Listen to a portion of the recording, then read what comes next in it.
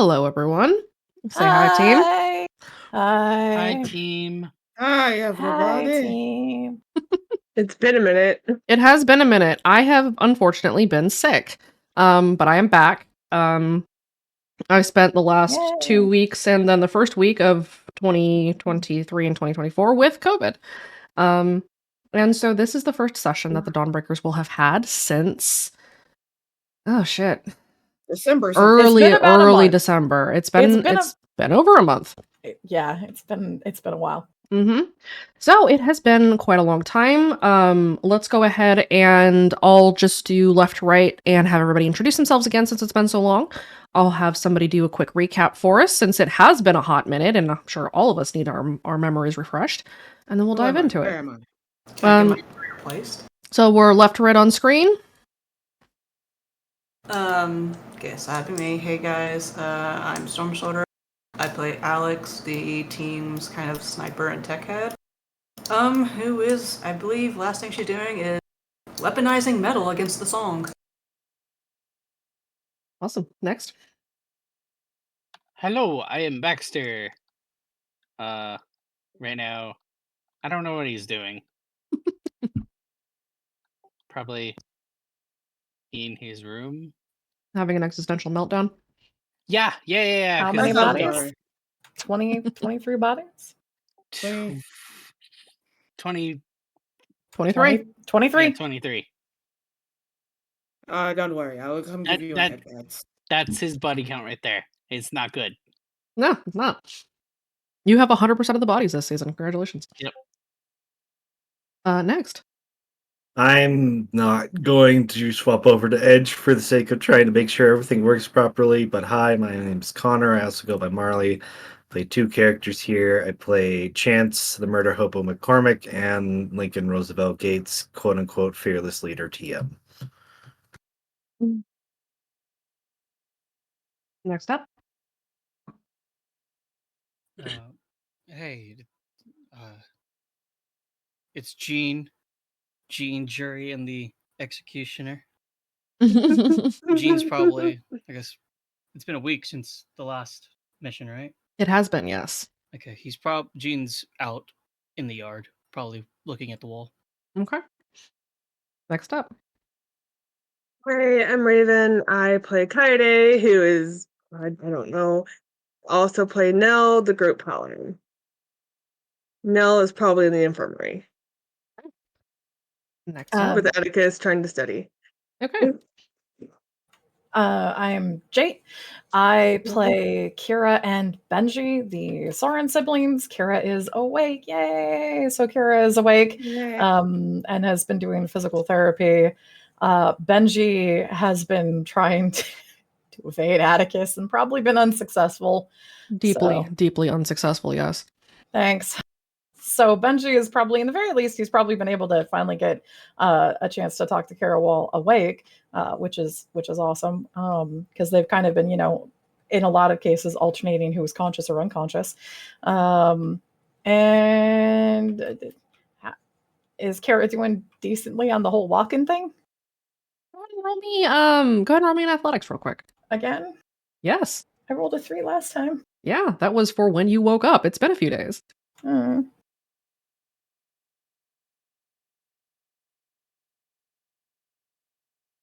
Hey! All right, you're doing okay. Walking is a little bit difficult for you still. It's not painful though. And you're making a lot of progress. You do still tire out very quickly. But you're up. You're able to move around. Sometimes you have to use a chair, but overall, you're fairly mobile. Yay! So Kara has probably been making herself a menace, at least by moving around again. Good. Next up. We've already heard from the fearless leader, so next in line. Oh, that's me. This. Oh, hello. I am Ren. I play Wraith, your neighborhood Taste the Wind host running around doing the thing. There's a boy in my background singing the songs of his people, so I lost my train of thought. I don't know how Wraith's doing. That depends on a lot of things. Uh-huh. Hey GM, how am I doing? Well, let's see. Why don't you go ahead and just roll me a quick will save at disadvantage? Oh, goody. What's my will? Hold on. Give me a This moment. was my fault. I'm everything is fine. Everything is awesome because I'm part of a team. Hold on. I like our motto. Hold on. I used a 4. You are not doing the worst that you've done in the past couple of days. You've had your high points and your much lower points. You're kind of coasting right now. You guys do know that the siege is upon you. You probably, a lot of you have been trying to figure out ways to fortify your location and think of ways of turning back Speak as One. There is a lot going on, and so you probably have at least a little bit to distract yourself for a little while. Is finding a vantage point one of them? Yeah, probably. I mean, you've probably climbed the tower now that the tower is fully erected, a couple of times, I would imagine. The immature part of me is giggling because you said erect. I was giggling too. Jesus Christ. Okay. Captain Nutbutter there. Neat. Next. I'm Sum and I'm playing Skylar Rayla Oakley, aka Skybean, or the Kremlin. And what do you think And I Aurelia let is the doing Kremlin right be now? where she is. Yeah, I don't know where she is. You ended the last session probably okay, more or less. You've probably been in and out of the infirmary. Most likely spending some time with the other HTS hosts, figuring out what's going on with them. After being locked in that room for a bit. How long were they locked in the room, and did Benji and Wraith get to slide hot dogs under the door? We'll talk about that. Okay. That is the plan. We're helping by acquiring and delivering sustenance. Nice. All right. So we have our party. Who would like to give us the recap of your last mission, and then we will get a recap of what happened to Kira. I can do the mission recap. Go for it. Okay, so the mission that we were doing was heading back over to the scrapyard. When we headed back over to the scrapyard, we needed to grab the final parts to be able to get the repairs for the tower completed. We'd managed to get a lot of the stuff, but had kind of been stalled and stymied. So we needed to get back out there. When we got back out there, there was a godcast that dropped from Speak as One, calling us out and calling us dirty little traitors, and saying that if we didn't come back, they were going to punish our friends and our families and our loved ones that were still within inside of Speak as One's reach, instead of necessarily only having to go after us. In addition, we had been warned, but weren't able to really pick up that by the time we got to the scrapyard, we had ended up falling into a partial dreamscape. And Baxter, while climbing a large tower of cars, ended up getting swallowed by the mountain as it tried to eat him. But instead, he ended up falling almost to his death and barely managing to save his life and survive. He managed to land down there and discovered that there had been another chamber underneath where that scrapyard was, potentially linked to the reason that Greed and Mordecai had been trying to investigate the area. Aurelia had been working on investigating to try to figure out what exactly the reason Mordecai had been there, because it had been too intentional that he was there versus some of the other encounters. So Aurelia was reaching out with HTS to try to do that. Jack leapt down the hole to be able to try to help Baxter, because one person alone would probably be overwhelmed. As Jack was leaping down, Baxter threw a god rock because he was surrounded by sleepers and lucids, because this chamber had been filled almost like it was a gigantic ritual chamber for the voice. They got trapped and killed as the rubble from the tower collapsed and kind of crunched them and made them squishy little piles of messes that used to be named people. And then Jack and Baxter together took out the last two who were standing hand in hand, basically trying to prevent them from being able to leave the chamber as they ran off into the maze to try to get away because they couldn't get back up. We did tell them to move. and they didn't move. Wraith was with Odd. In the end, basically, we had gotten ambushed, and we're not exactly sure what to call them, but broken fragments of what had once been the Measure Cuts, Seed the Grudge, and Dance for Us had basically been unleashed and were attacking and antagonizing and causing problems. Aurelia was actually using Saboteur at rank 5 and managing to hold them down and force them and take temporary control of the song in order to handle them. Jean managed to kill the one that bore the Grudge Queen's mark and put that out of its misery. The one that was essentially almost going after Atticus was able to get at least slightly distracted off from Atticus. Meanwhile, the other one was, I believe, chasing after Wraith and headed down back into the maze with Wraith, and then going after, I think, Baxter and Jack. When Wraith and Odd were in the maze, Wraith hid Odd and tried to make it so that Odd would be safe and not bleed out. He'd gotten very, very, very, very, very badly injured. And Wraith then started to run off and ended up realizing that there was a problem as Scarlet was in there and Scarlet was going to do something. So Wraith decided to not stay and be party to whatever Scarlet wanted to invite him to because it wasn't consensual. No means no. Yeah, no means no, but Scarlet doesn't usually like to take no for an answer, so she wasn't listening. My she consent did not. was not asked for. She did not. She did not ask for any permission. So no consent, no enjoyment. Wasn't this also the Mr. Pibb incident? Yes, we're getting to the Mr. Pibb. You're going to throw the Mr. Pibb in a second. Gotcha. Go on. A couple of the kids managed to get back. Benji pulled the shape and started to run essentially out into the woods. I'm kind of skipping over a bunch of the other little fights. Dax and some other kids had kind of shown up.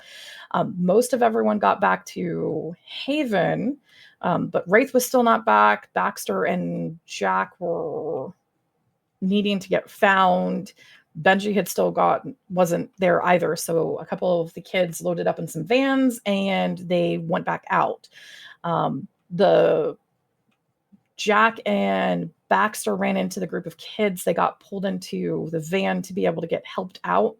Lincoln started to figure out and went down into the maze to find Wraith and managed to find Wraith, evade his mom diving between legs there.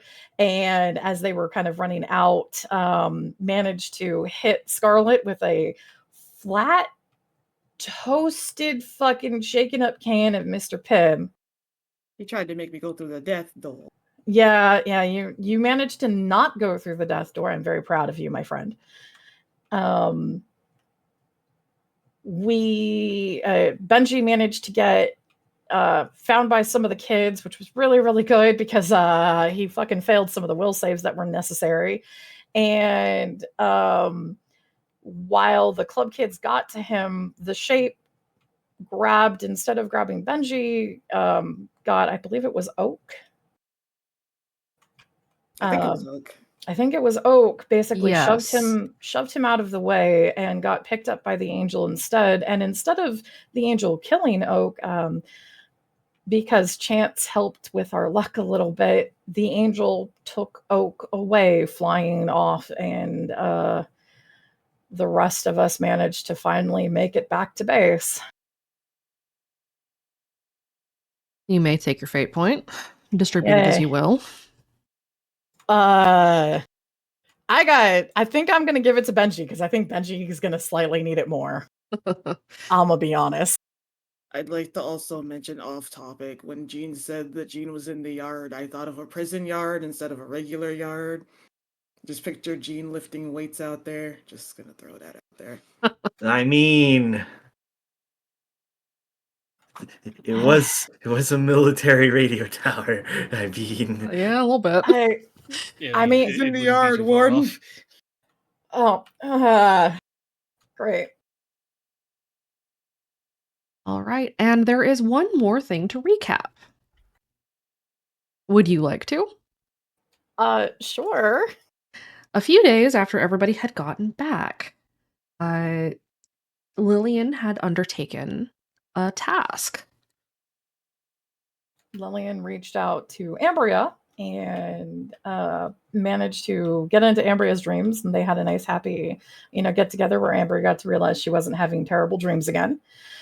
And then they decided to go take a stop at Kira's library because they were going to try to see, because Lillian had an idea to try to wake Kira up and needed some help, but needed to get in. And since she didn't have a library pass, she needed Ambria, because Ambria does have a library pass. They arrived at the library, and the library's state was very, very different from what it had been the last time they had been there. They were actually outside of the library, and the doors were barricaded, almost grown over, reblocked, and they needed to fight through some of the blocks and be able to swipe Ambria's library card. And they got into the library, and the library was desolate, desiccated, almost ruins.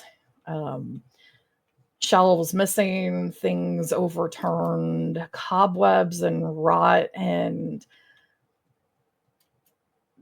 buildup of refuse or detritus and debris, almost like it had not been lived in. They were looking around and looking for one of the things that they expected to find, which would have been the cloud of glass butterflies that is the scholar inside of the library, and found them all pinned to a display board as if they were insects for dissection, with only one of the large fragments of the scholar still actually alive. The rest of them no more than just dead remains. They kind of examined around a little bit and found the door that Kira had mistakenly opened and gone through. And they managed to force getting the door opened. And they walked through the door to what was on the other side. On the other side of it was a tower overgrown with briar thorns wrapped around it, blocking it off from them, with stairs kind of going up to the very top and then stairs crumbling and going down into the basement. They went up to the top and found Kira, who was still conscious, with briars growing out of her veins and into her mouth and from her eyes and erupting from her body, and still very aware, as something was getting almost pulled out of her and she was basically dying. They managed to get her out of those briars, pulled her out from them, and got her unimpaled, essentially. And then together, all of them rushed down the stairs and took a leap of faith and managed to make it back to the door and get back to Kira's library. When they got back to Kira's library, there was something else there that was distorted and deformed and gross. Thankfully, they managed to see it before it fucking ganked them. And they pushed it out and managed to get Kira to be able to wake up and get out of her library.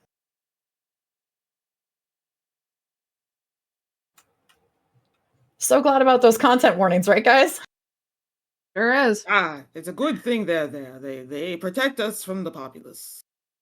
That's what content warnings are for. Yep.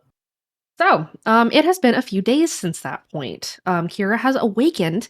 Kira, what did you do when you woke up? Besides attend physical therapy.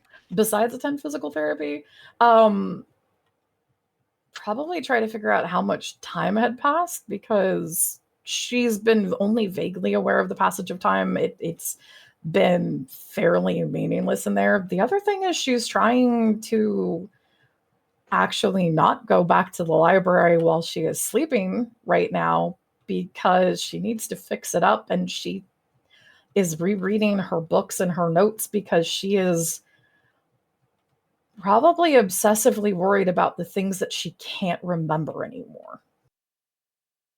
That's fair. I've provided you extra notes and string.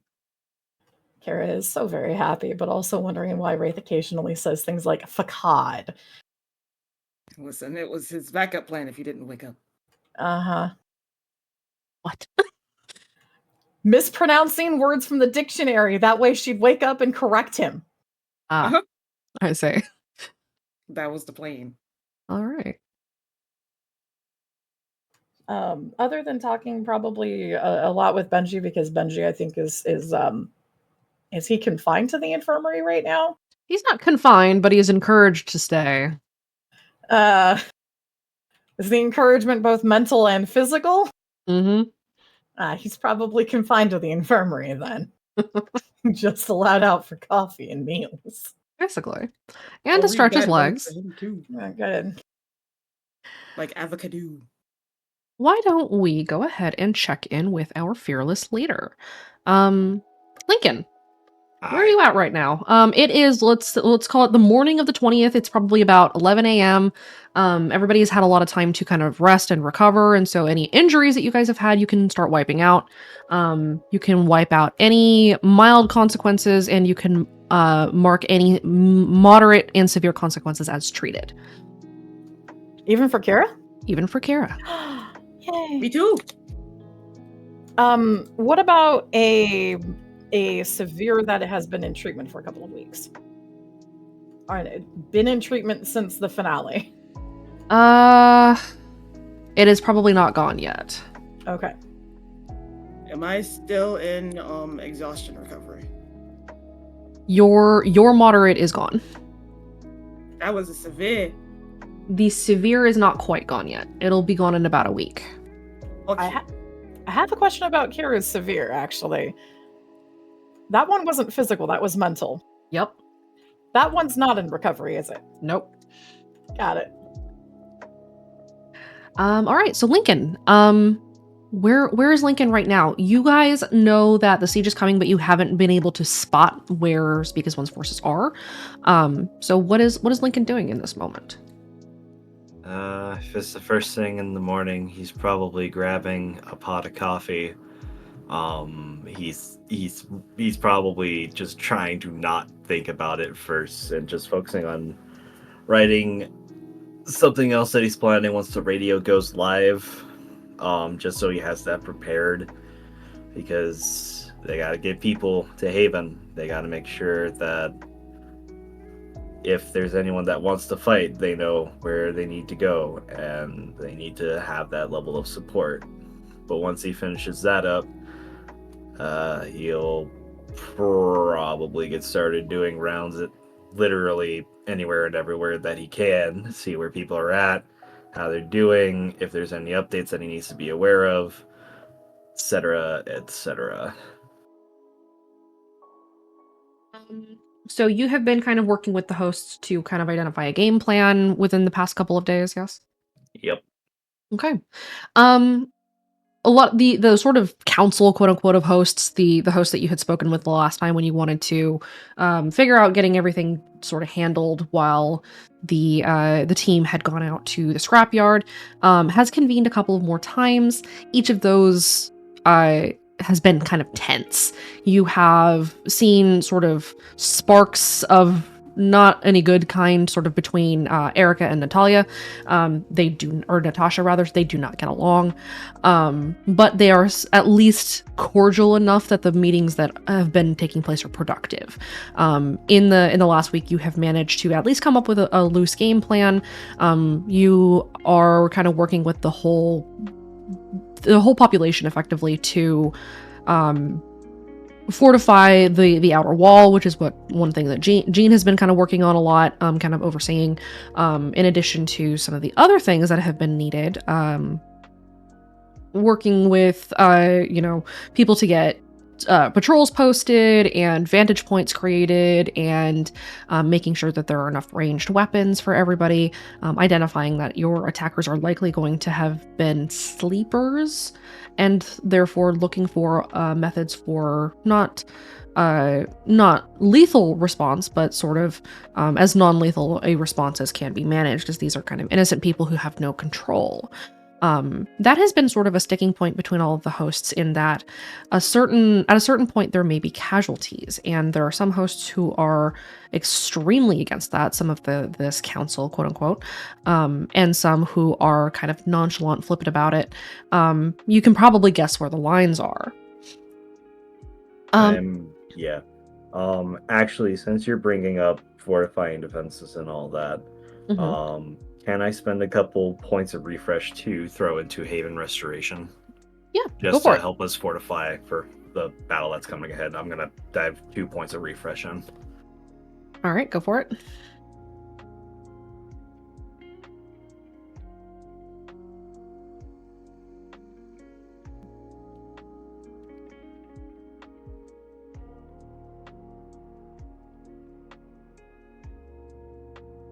Yeah. Literally, as I'm speaking right now, how I sound, this is basically Lincoln's entire approach to the day. Is the meeting went about as well as it could have, but man, it's so exhausting to have the same draw back and forth of nails on a chalkboard between two different people, and the consensus that things are going to happen, people are going to get hurt, and not everyone's on board with that, even though I'm fairly certain everyone knows the dire consequences we are facing right now. So having this struggle is not great. Where do you go first? Do you check in with your team, or are you just kind of meandering around the building?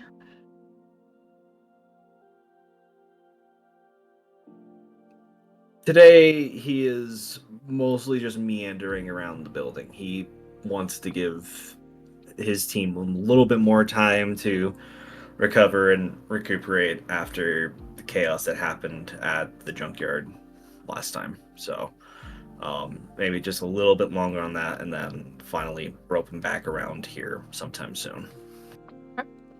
Well, why don't we just go and see where everybody's at this misty morning.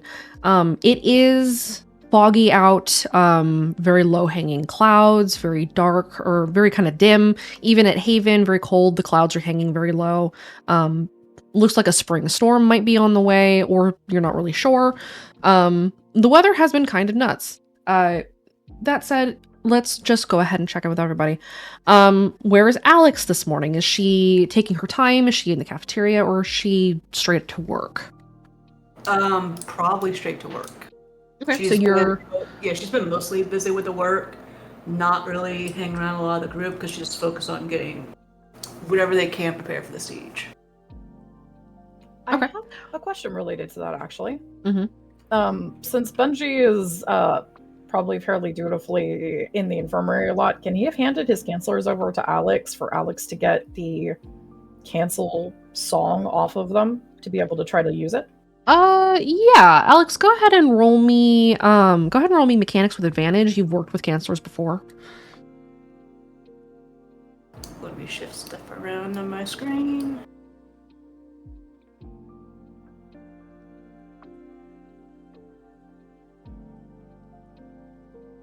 Oh, You not only do you get the file off of the cancelers, but you are able to repair them, as you have crit, and that is effectively a 16.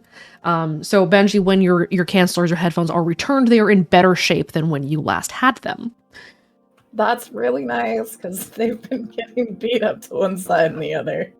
Whenever she passed them over, she's like, could you be a little more careful with them? Benji just has this sort of deadpan look on his face whenever that's said. Sure, I'll get right on it, on top of running away from the shape. And apparently he just gestures and just heads back to the infirmary, grumbling under his breath. Better you than me in there. With that, you are able to get the canceler song off of Benji's headphones. You have it on a USB stick. And so you're able to start working on the tower with that. And probably would have made redundancies on multiple USB sticks that are available. Okay. Go ahead and roll me. Go ahead and just roll me a random real quick. Let's see how many you might have available to you. We'll say that you have 2 of them available. All right, yes. So in addition to your primary one, you have 2 additional kind of redundancies. I would point out Kira's laptop probably also has it, but she's been super unconscious and no one knows her password. Super duper. And sending the sound file to everyone's phones.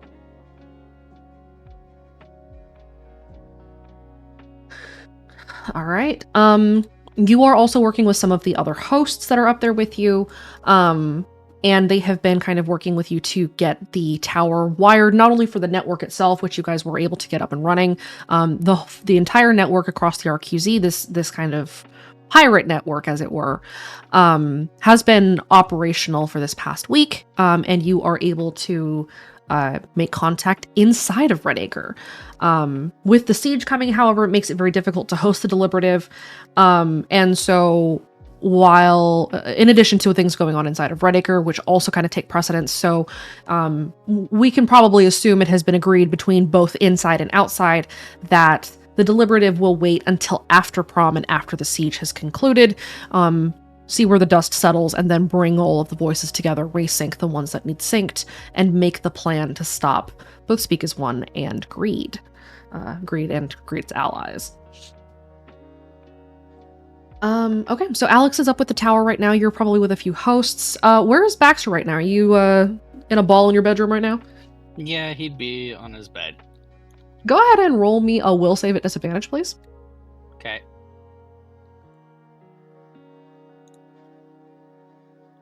Discord.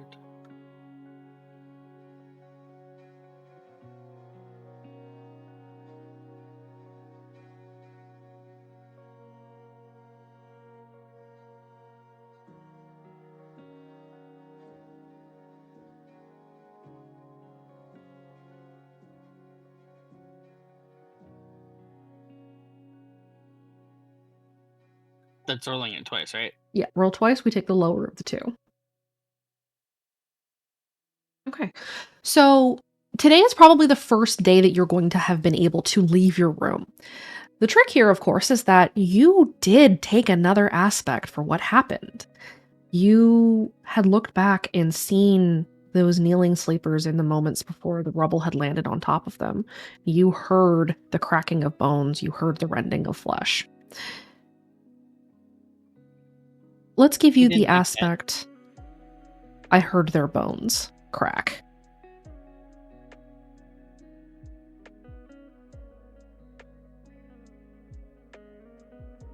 Okay. NVC text for you. But today you are able to kind of shake yourself out of it a little bit. You still have not had the time to fully process what is done. You didn't know, but that still doesn't stop the guilt from sort of creeping in sometimes. And so this is kind of one of those days where you are probably having a hard time sitting still. There's a lot going on. There's still a lot to do. Does Baxter leave his room?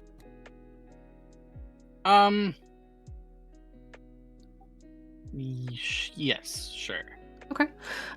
Does Baxter want to go and try to work on something? Does he go and get food? Does he try to find the rest of the team? You could go and visit Kira.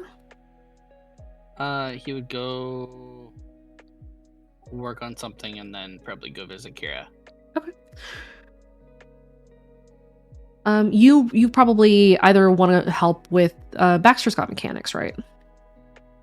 Yes, he has it at a 3. So you probably done some work helping with sort of the generators that are in the building, working on the lighting system, working on the security system, with Alex up working on the tower with the other hosts. And once you have at least put enough work in that you don't quite feel so useless, you probably make your way up to the infirmary.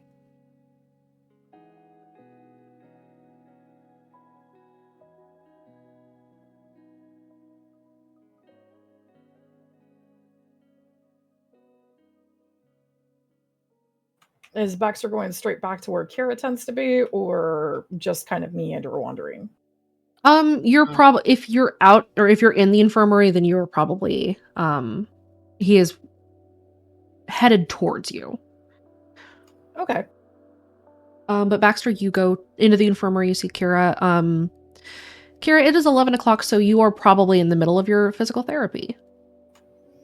Hold on a second. I'm trying to make sure I have legs. Why are they like this? Because you've been unconscious for a while. You stop with the logic.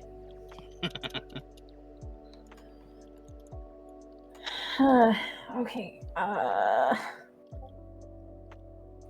If we're in the middle of physical therapy, would it be me rolling another athletics? See how that's kind of going for her? Yep. Okay.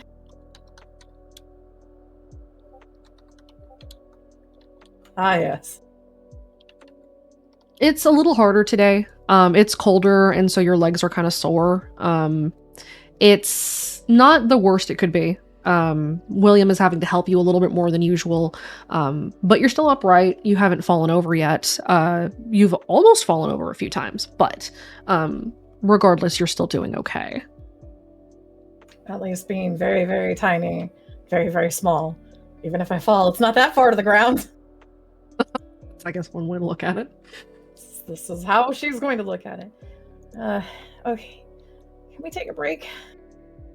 William will give you a nod. Yeah, go ahead and sit down for a bit.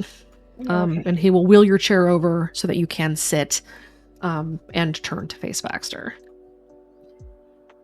Hey, Baxter. Hey. How are you doing? Okay for the most part, I guess. You want to roll me that deceive? Do I even have... I don't Go ahead and roll that for me.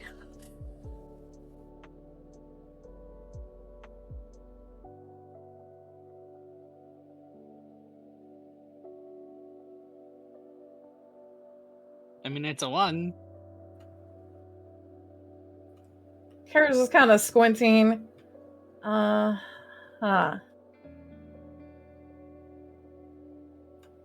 Right. Okay. Are they out of bacon? How have you been? What have you been doing? I am behind on so much. Yeah, you are. You didn't have to agree. Oops. Kira's just kind of wheel over and turn the chair so that she smacks Baxter with part of the wheel. Down. Come on. He's gonna nudge the wheelchair a little bit. Hey. You really okay? No. You want to talk about it, or do you want to try raiding someone's plate for bacon breakfast? We could do that. Can we go get some food and then come back? She looks over at William. William will kind of give you a look and then kind of relent and just nod. Yeah, go ahead. You want something too? Just some coffee is good for me. William looks like he hasn't slept in a bit, but there are a lot of hosts in the infirmary who kind of have that look on them. You gonna sleep soon? Yeah, I'll be all right. Shift's almost over anyway. So I bring you decaf coffee then? Not that close to over. Oh, okay. I'll bring you real coffee. Appreciate Sure you it. don't want anything else, like pancakes? All right, I'll take some pancakes. We have a mission now, Baxter. Pancakes and bacon. Pancakes, bacon, coffee. Yes. Cool. Okay. Come on, let's go. And off you guys Okay. head towards the cafeteria. Yep. All right. Where is our resident murder hobo right now? In the infirmary. Hanging out with Benji? Either hanging out with Benji or sipping on some apple juice and catching some Z's, because he's probably been in recovery since his last stunt that he pulled. Mm-hmm. Most likely. Okay, so yeah, you're probably knocked out still. You sleep fairly late. They keep you on the good shit. And so Chance is likely still unconscious right now. Let's go ahead and check in with Jean outside. Yo. Jean, you are working on the wall, yes? Yes. Okay. As you're working, just go ahead and roll me 3 physiques. I'm assuming you're just mainly focusing on manual labor, putting like pieces into place, moving rebar, helping pour concrete and all that. Okay. Yeah. So 3 of them. Yeah, go ahead and roll 3 of them. And we'll just kind of aggregate. Oh gosh.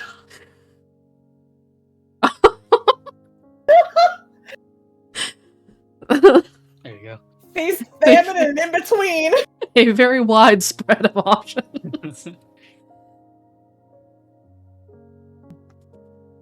You're outside working, and it has been very foggy for a couple of days now, but the fog is even thicker than it had been in a while.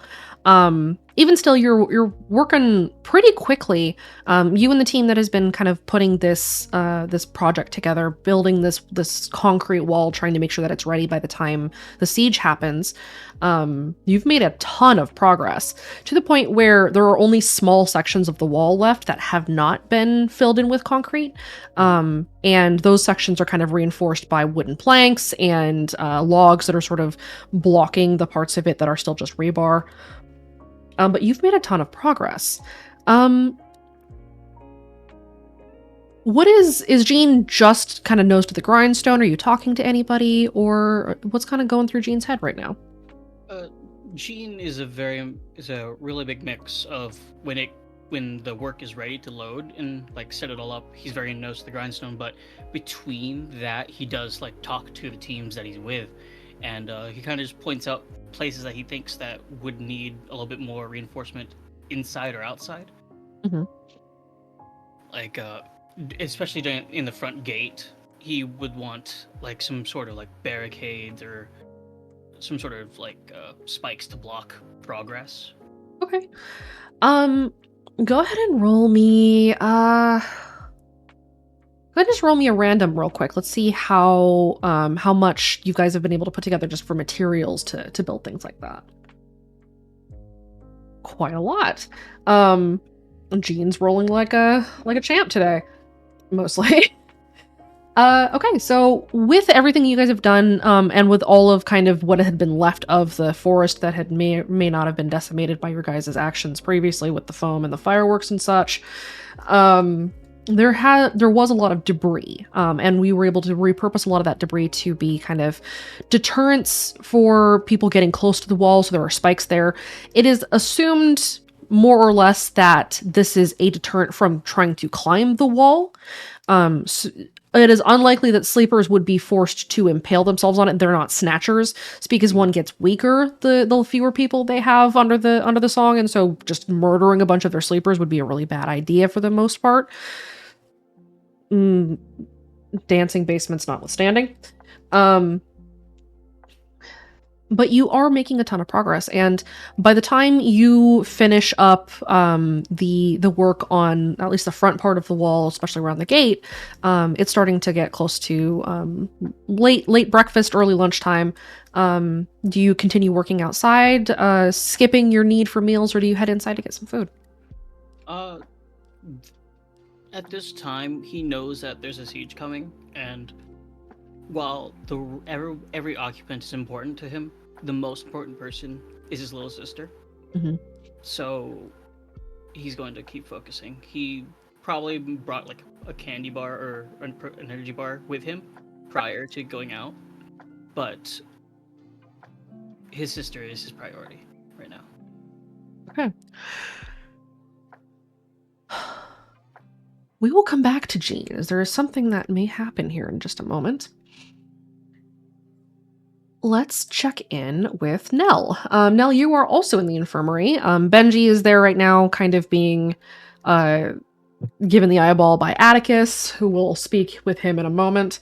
What are you doing right now, Nell? Nell is probably helping get supplies ready for the siege, helping out in the infirmary, doing what she can. Okay.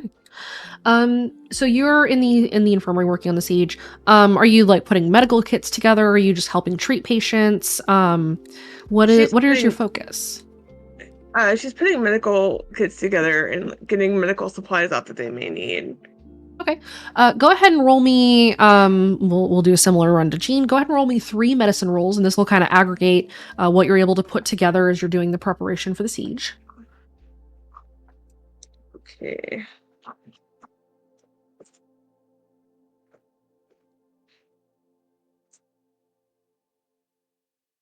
It's not a crit, but it's not bad. You are able to put together probably 15 or 20 medical kits that you can distribute to the different host groups. It looks like they're starting to begin the process of like divvying up who's going to do what. There are a lot of hunter hosts who have volunteered to sort of be on the front lines to kind of repel or sort of be the in addition to like the spikes and everything, being that deterrent to discourage people from trying to go in because it's better than, you know, facing off against a host of the dog. Yeah.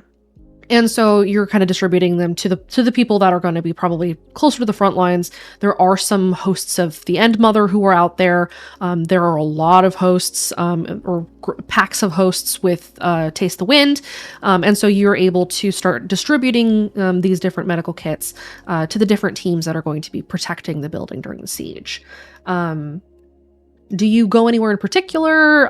Do you have anybody you want to talk to in specific while you're moving around and getting this put together? Nell's actually been hanging out with Kira. Yeah, they're old buddies. We realized that Nell and Kira they probably know each other.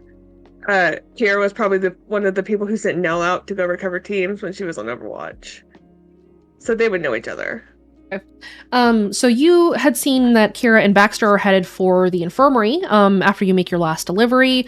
Do you go and join them or do you head back to the infirmary?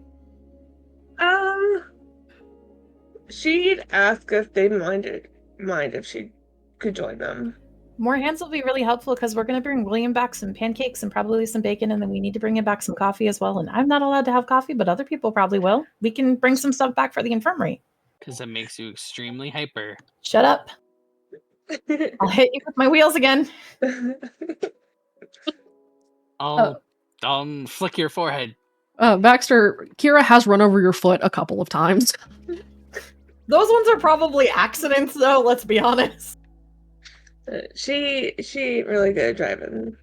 Hey, I mean, I haven't been able to take driver's ed yet because I'm not 15, and I definitely was not supposed to be taking car keys. So, she's a better flyer than a driver. What? Let's just say that. Pringles. Granted, you've crashed a bunch of them. Only like 3 or 4. How many and then there was now? Like and then 18? there was and then like 8 or 9, and then one of them got hit with an axe.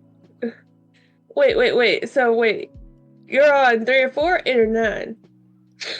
I think the 9th one is retired. I think the 8th. Wait, no, it was Pringles the 8th that went up and became the relay. So we're on Pringles the 9th, but I haven't bothered to build another Pringles yet, mostly because there was the whole unconscious and all of the other stuff and not having enough time. But somewhere I think I have the remains of somebody else's drone and some drone parts. Back in Red Acre, you were only on like 2 or 3. As I said, 4? she's destroyed a bunch of them flying. One of them went over the cliffside in a Viking funeral. It's not my fault. It's what you have to do. So you guys, Pringles the second got hit by the axe, so Pringles the third was the celebratory Viking funeral. So yes. we immediately jumped to Pringles the fourth. Yes. I'm not sure that makes you a better driver or a better flyer. Well, considering she's run over my foot a few times now. Hey. Just saying. Yeah. I feel like some of those might have been passive aggressive, doing it on purpose though. She's teasing Kira. Kira's just like pauses and just like under her breath, I can back up over your feet too. I got wheels. Listen, I'm trying to avoid to make sure that she came back into her. I would say that I'd like kick shins, but you know, the whole legs thing and the sting, it's not Just- fair They're to just kick from noodles it. right now. Just for my amusement. Uh-huh. Baxter and Nell, go ahead and roll me an athletics. Kira, roll me a drive, please. Drive? That thing I don't have. In athletics. Athletics, yes.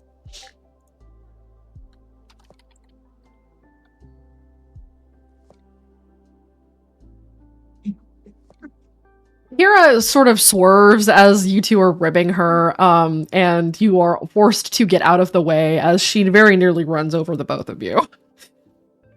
See, as I said, I am a perfect driver, and she keeps on wheeling herself over to the cafeteria. I'm gonna take your license, Kira. I don't have one. You can't take what doesn't exist. bonk. Oh, come on. Not the head. At least not the head. Yeah, maybe not the head.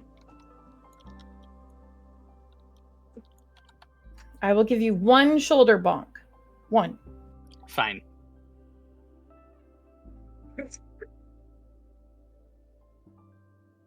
All right. While you guys are heading to the cafeteria, rather, let's check in with Benji real quick. Benji, you're with Chance, I assume. Yeah. Getting the eyeball from Atticus. And then, yeah. Atticus is looking at you pointedly from his desk. The chair across from his desk is pulled out. Benji kind of rubs his forehead and says, "Are we gonna have a talk now?"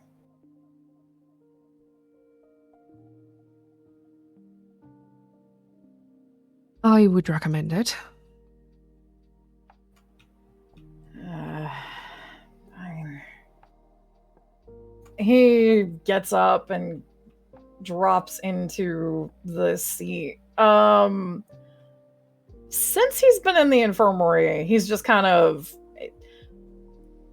He doesn't have any scarf-like things to get his hands on, so he's actually a little bit almost more unsettled, subconsciously about that. And he kind of shifts a little bit, and shoulders are up as he kind of sits in the chair.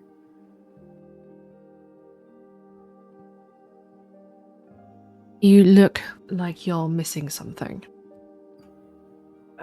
Yeah, lost my scarf when we went out. Comfort item. He kind of pauses a little. No. Go ahead and roll that to save. Okay. Hold on one second.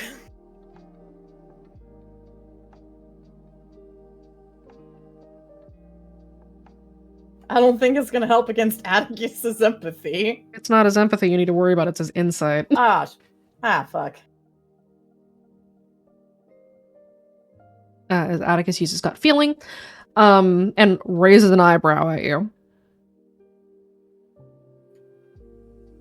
So, Just had it for a while and lost it. and it's a grounding presence for you, yes? I think so. Kind of. I mean, probably. Well, then let us see about a replacement.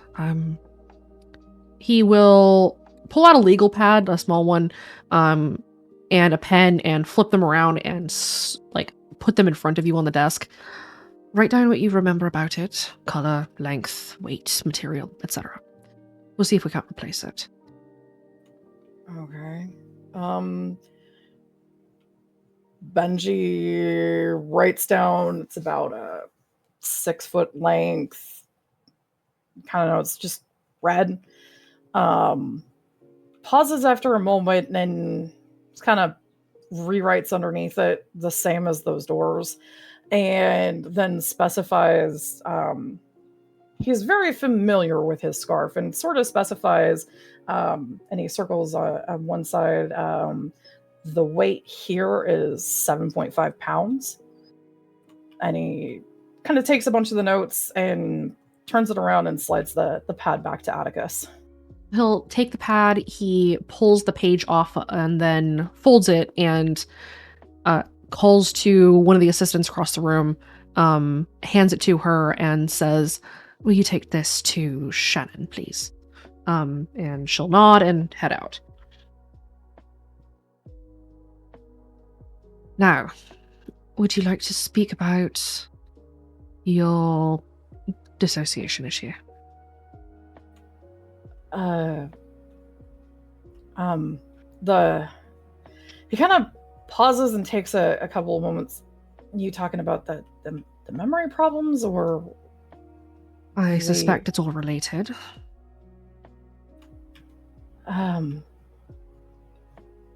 When the angel was getting near, I kept on having problems.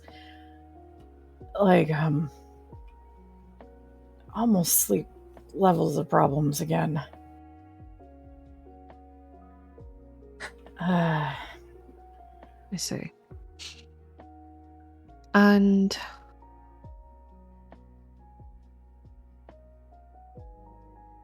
Atticus kind of pauses as if he's trying to find the most delicate way to say something. Just spit it out. You look like you're trying to find a nice way of asking something. Have you ever spoken at length with a mental health professional?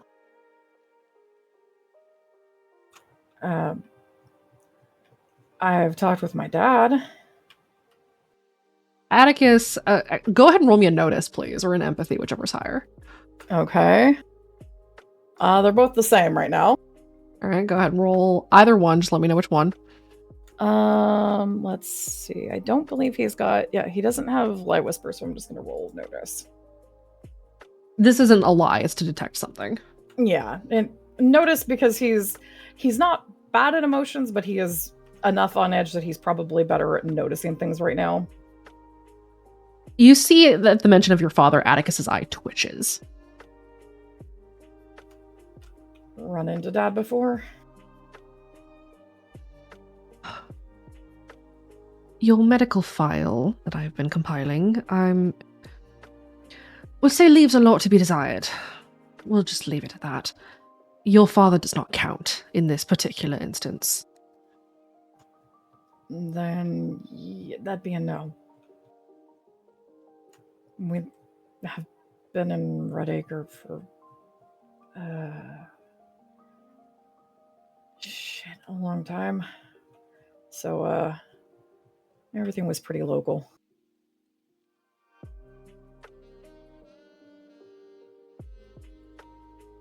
I see. I've noticed behavioral irregularities in you between times when you are subject to the song and times when you are fighting it back with the help of your, I believe you call them counselors? Yeah, they he taps the headphones that are around his neck. Probably they've gotten returned back to him. So around his neck, and the volume is pretty low, but probably Atticus can hear a couple of the constant notes that are there. They play a shit, what was it? It's like you said, they play like a counter melody.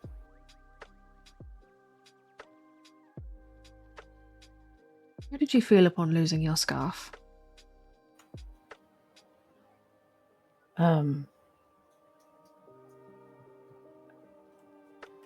Anxious and angry. And kind of lost. You know why?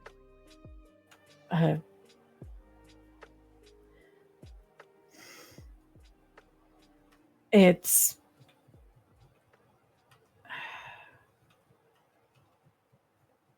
I can.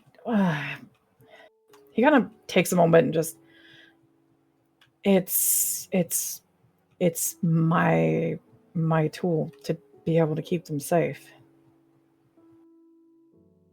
I see.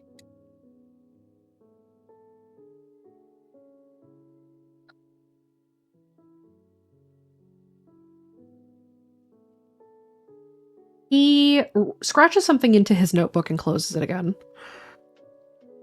I would like you to...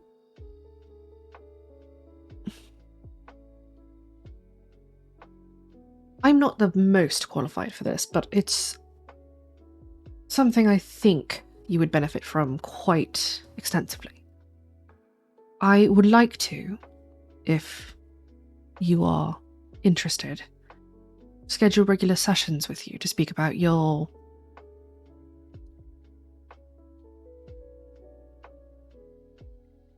well, everything really. Your past, your current mental state, your...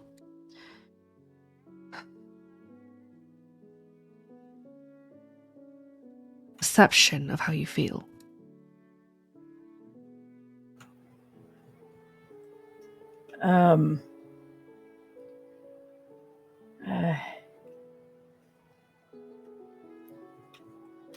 I probably need to. I probably really need to. So, okay. All right. Naturally, this is not something that we can probably do right this moment, given the... and he'll kind of glance towards the window. Impending doom of us all, but... I kind of have a worry about that. He jerks the thumb to the window. Upcoming problem. Go on. Pit Boss really had to kind of... how did he phrase it? He said there was a split. Split.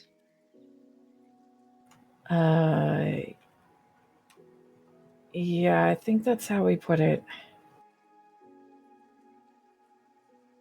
Kind of between the awake and not awake me. It looks like he kind of... something clicks and he writes something down in his notebook again before closing it. That would explain that. Alright. Okay. For the time being, I'm going to prescribe you something to help you sleep. Dreamless sleep with these.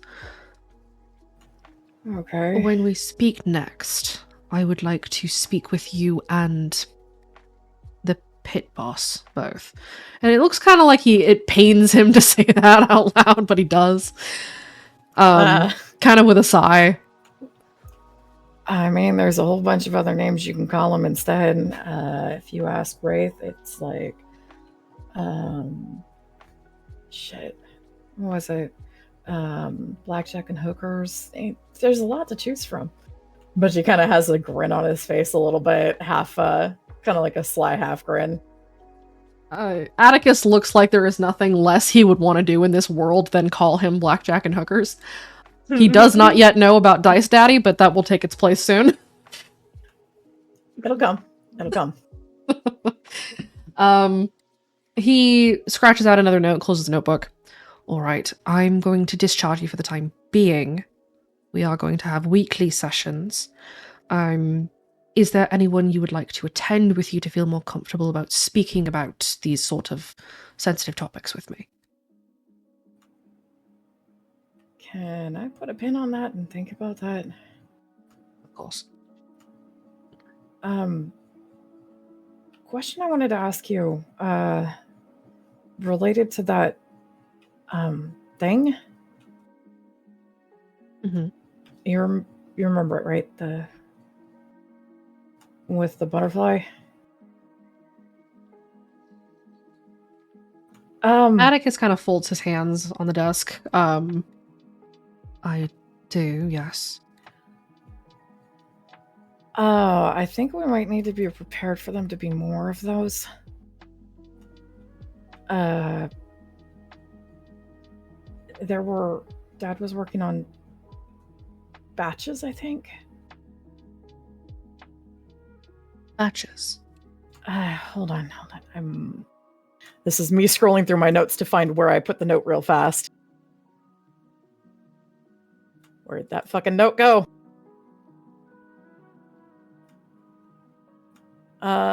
Shit. Whose sheet was it on? God damn it.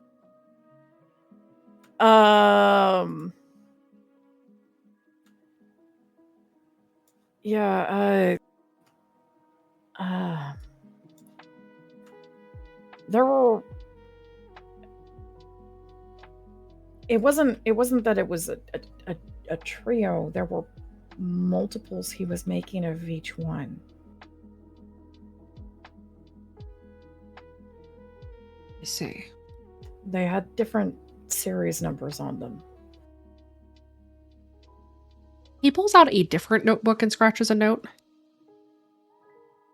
All right, that is something to look into. Okay. Is there anything else you'd like to tell me while we're here?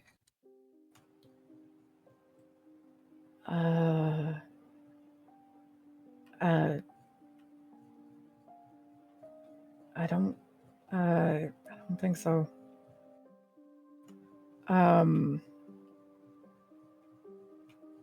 Pit Boss was going to try to help me look at some of that a bit more. Because I've got memories of what Dad was doing. So if we figure anything out, I'll let you know. I would appreciate it.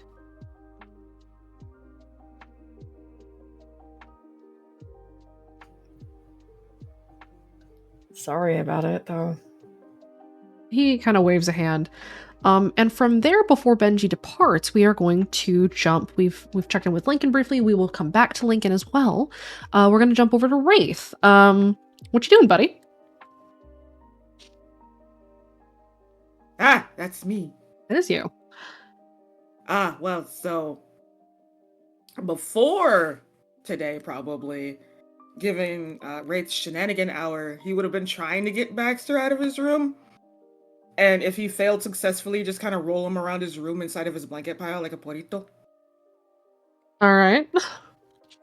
But after that, he would have been practicing shooting with Taste the Wind and Charlotte. Okay, so you're out. Probably. Are you at the shooting range outside, or are you kind of inside in the training room? Shooting range outside. Okay. So you are working on your shooting training with Charlotte. Charlotte is using her walking stick. And you have been whacked with this walking stick a couple of times as she corrects your form. Go ahead and just roll me 3 shoots just to see how you're doing. Okay, I'll do the shoot.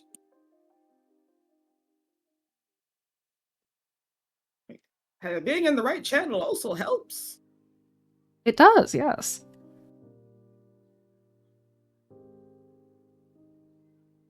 Don't you do it, Dichotomy. Don't you do it.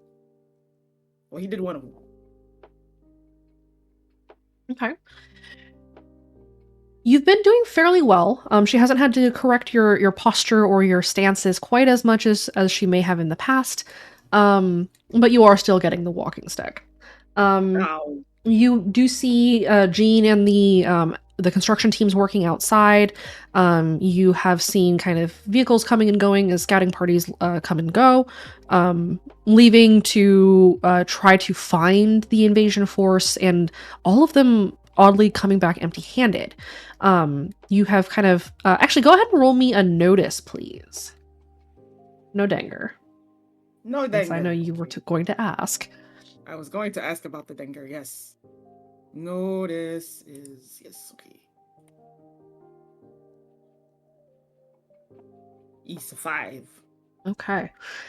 You have overheard snippets of the conversations that have been happening as some of these teams come back in.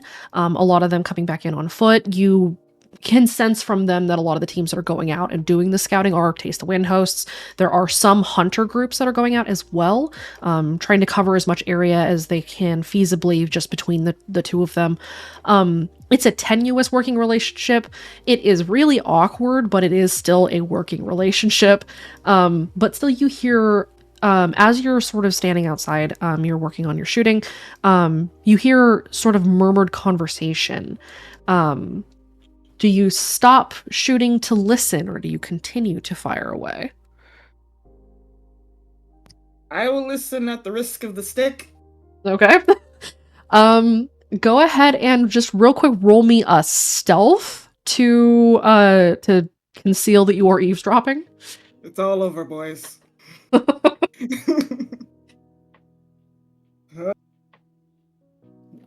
give it the old college try. That we did 2 It's whole all years over in college. now. Nope, college has failed us. Can I post it? Maybe Charlotte's listening too. I have reasons for my distraction. I will allow you to boost. Charlotte's not going to boost right this moment. Yay! This I will don't buy want you to- time before she notices. Good. I just need to figure out what's happening. Okay.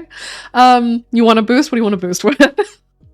I'm gonna boost with let's see. I'm gonna boost with something's not right. Okay. Go ahead and burn your fate and mark it off. Okay. That gives you a 5, which is the stealthiest you've been in a very long time, Wraith. As you Hooray! pretend to line up a shot, but sort of slow down so that you can hear what these hosts are talking about. And you see that Natalia and another 2 or 3 hosts are with her that are that kind of feel like Hunt the Strong. And then you see a couple of Taste the Wind hosts that you've briefly sort of run into in the past, as they all sort of meet at the gate and then start making their way down the path towards the front door, towards the front doors. And you catch the snippets of their conversation as they're talking, as Natalia asks, "So what's the word? What did you find? Anything? We found nothing." And one of the Taste the Wind hosts looks at her and then kind of glances around to see if they are being overheard. Not at all. Never. Okay, they don't catch you this time. And replies, "We found tracks, but they lead to literally a cliff's wall, and we have no idea what the fuck that means." Natalia sort of stiffens a little bit and tilts her head and says, "What do you mean it led to a cliff's wall? Do you think they climbed?" And the other host she's talking to just shakes his head. "There's no way. There were no tracks at the top of that cliff. We scaled it. They just disappeared." And Natalia just kind of swears under her breath and sort of barks, How did we lose an invasion force? There were hundreds of them." And the other host just shakes his head and says, "It doesn't make sense. Unless it's this fucking song or something else is at play, they disappeared." And at that, you feel the sharp whacking of the stick across your hand. Ow! And Charlotte signs to you that eavesdropping is rude. But I'm helping in a way. Can I incite that it might be the damn it, what is the name of the thing? The illusion thing. Go ahead and roll me an insight. We'll call that as a difficulty 7 because you still only have pieces of it. This is true. Let's see. Let's do a thing. Let's do the thing. I was close to doing the thing, but I could boost the thing. But I don't have a whole lot of fate. This is a conundrum. You could boost if you wanted to try to meet the difficulty. You would get... That would give you sort of the bronze level clue, which would be like sort of the picture, but definitely not enough to tell you exactly what you're looking for. It's okay. I have a plan. I'll take the bronze clue to the smart people and they'll upgrade it for me. Okay. What are you going to boost with? We can't fail. Okay, go ahead and mark it off. Burn your fate.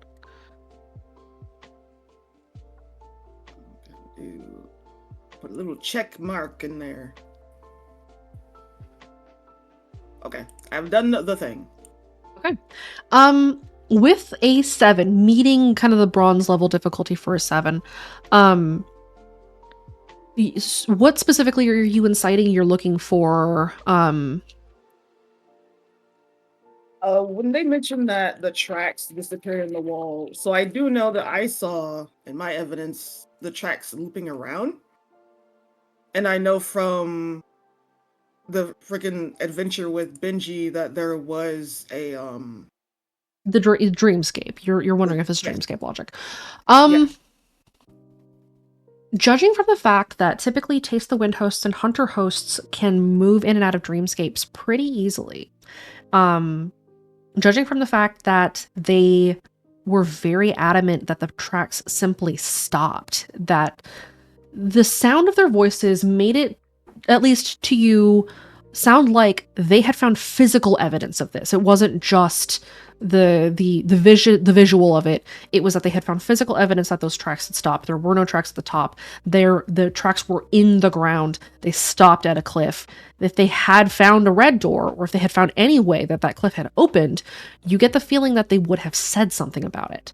So what you're able to kind of insight is that these tracks were real. They stopped at a cliff's face, and then nothing. Man, that's a suspicious cliff. It sure is. I want to go check out the suspicious cliff. You are, however, being scolded by Charlotte for eavesdropping. I will take the scolding and I will tell her how suspicious I am about this cliff. Okay, you're gonna tell Charlotte about what you heard? Yes. Okay, go I mean, for she it. already knows I was eavesdropping. I'm not She gonna sure lie. does.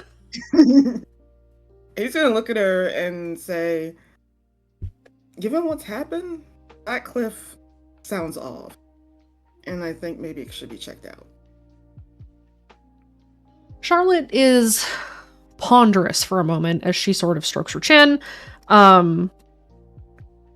glances to the hosts that are now vanishing through the front doors, heading back in to sort of rendezvous with the rest of the teams, to sort of talk about what they had found, and then looking back to you, and she signs, "You seem to have a thought."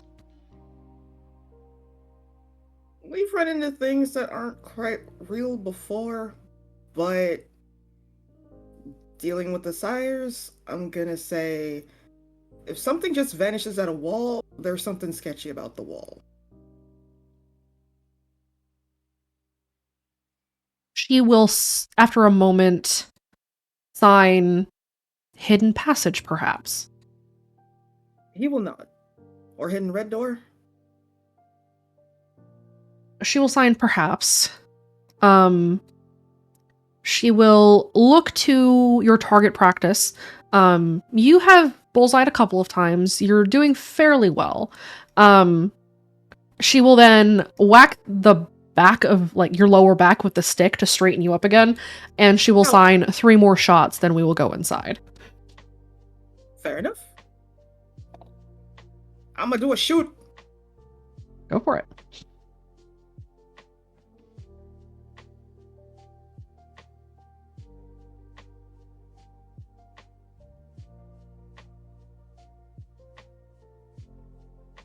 I did it. Shoot. With the sharp reminders of your posture, your shooting improves as you are working with Charlotte. And before you head back inside, we will come back to you, and we're gonna hop over to Aurelia. Aurelia, how have you been?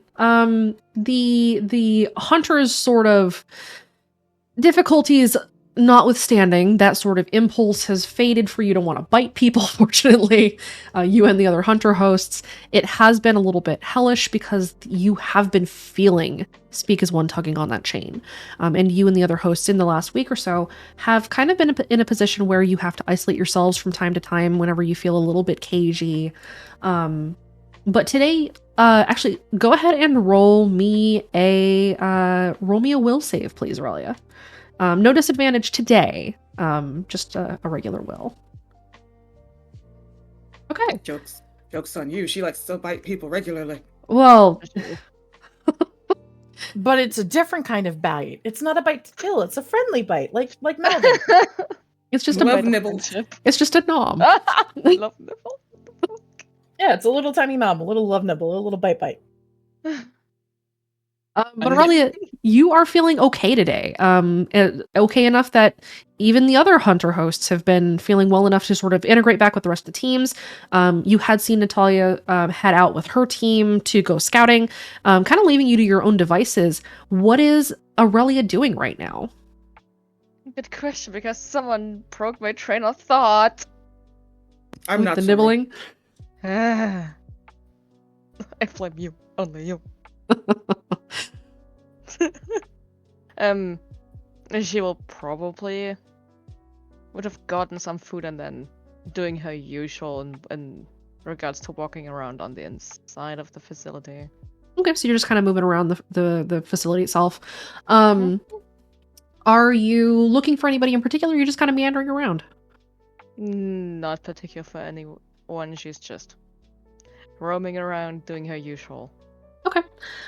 So you're moving through the facility. Go ahead and just roll me a notice with advantage. Just it's not danger sense entirely. It's just kind of your observation, or your observations as you're sort of making your way around the building. Ew. It's still at 2 times rolling.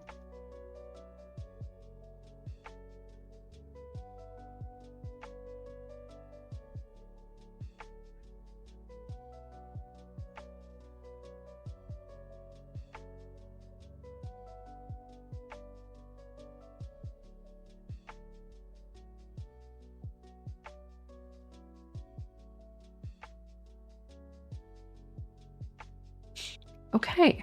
As you have been moving around the building, you've been sort of overhearing some of the conversations that are going on. You hear some of the scouting parties come back, talking about how strange it is, the things that they've seen outside, losing track of the invasion force. You've seen a lot of teams doing fortification of the building on the inside, teams working on the electrical systems, putting security systems into place. You know that Alex and the rest of that team is up in the lower part of the tower doing work, trying to find ways to disrupt the song as much as possible, make it harder for them to try to get inside.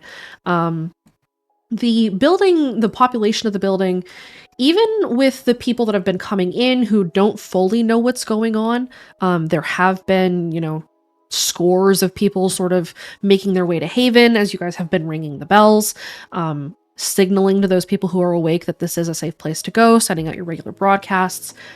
Even those new people, and since you guys have gotten back, there are probably about 200 new people who have taken up residence here in Haven. They are also on edge. The whole building just seems to be really tense. Everybody inside, the kids, the adults, the elderly, everyone is waiting for something to happen. You're still a little bit out of it. You've been in and out of your guys' kennel, we'll call it. But you are able to, as you're moving around, pick up on some of the things that have been taking place and some of the things that they are worried about happening. That the siege is coming, but they have no idea from where or even when it's going to come. You go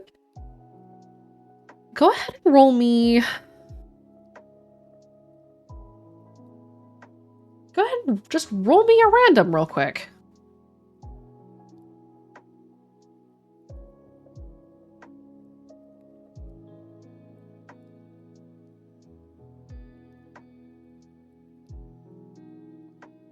As you are meandering, you spot Natalia walking in the front. She is in the kind of loading bay area, as she sort of marches over to where Erica, her teeth host, and her team is sort of standing.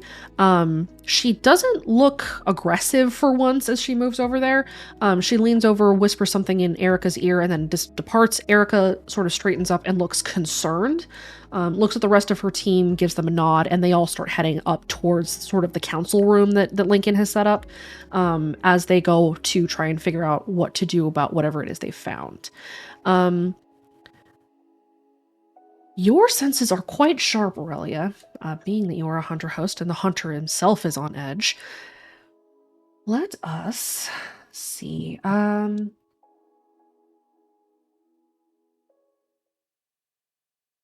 need Alex, Jean. Lincoln, where are you right now?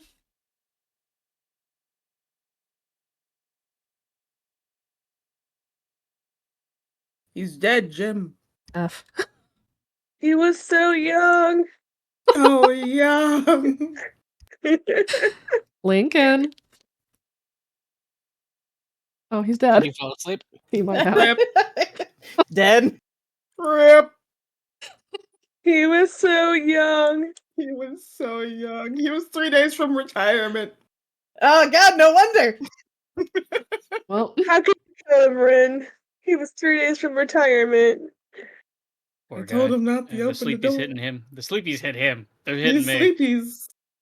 He's gone. I think like half of our group is sleepy. I mean, I'm not. This I'm is under my normal medication. demeanor. This is mine too. I'm operating on 5 hours of sleep in 2 days, so I am quite tired myself, but here we are. Here we We'll are. come back to Lincoln. We are going to assume that Lincoln is in the council room and not paying attention. Like you guys doing Lincoln things. So we'll skip Lincoln.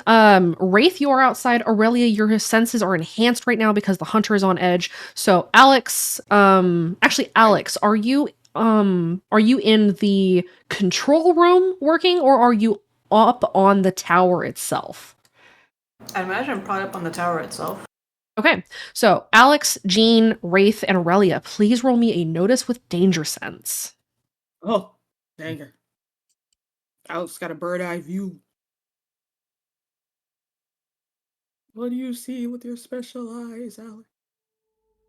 Give me that 3. I'll take it. I would like to roll in the right channel. Please and thank you.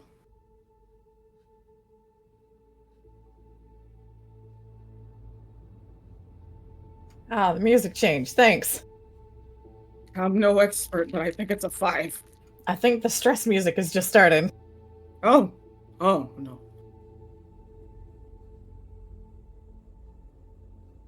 The music got a lot more stressful. My blood pressure is skyrocketing. All right, let's see. Jean, what you notice is that there is a pack of what you probably guess are Taste the Wind hosts that are coming back in. They look a little bit wild, that like they had probably been sleeping outdoors for quite a long time. Just the general vibe you usually get from runner hosts. One of them looks gravely injured, and they are all carrying him very quickly towards the front door, bypassing you and your team entirely and rushing to the door.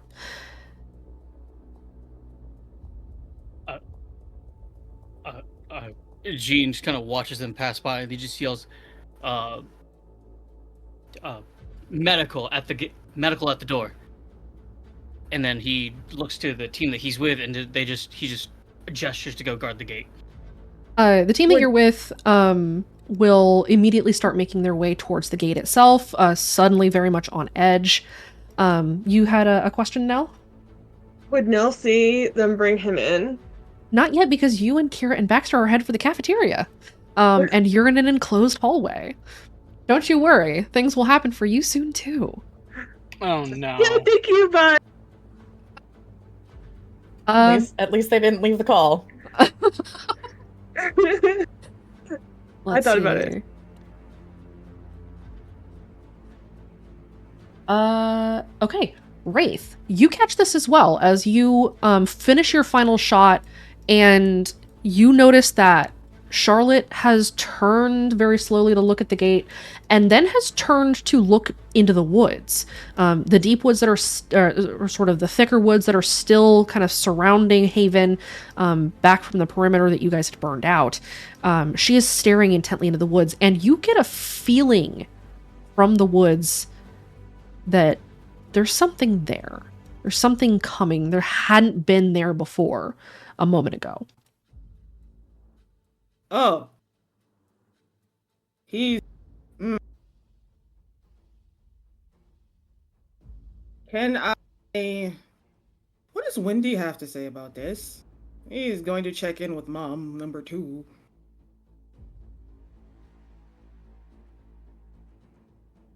You call on Taste the Wind? I call that. Ask Taste the Wind both what she sees, what she feels, and what the hell happened to that guy. This time, before we get to what everybody else sees, I need the party's luck. Welcome back, guys. You know it's dog water. Why do you do this? The first is Kira, the second is Benji. That tracks. Yep, that tracks. Am I rolling for one or both? Alex, re-roll. Go ahead and give me both for now. Oh God. Damn Okay. it. Nice. I talked to Mom and she gave me luck. 1 is Nell and 2 is Kai. Okay. So this is Nell. All right. God damn it! I knew. Okay. Kaede, please. Kaede. That tracks. Oh. I assume Lincoln is dead, so I'm gonna go ahead and Yeah. roll for Lincoln. Yeah, I think Lincoln is dead. He's out. He's gone. We lost him.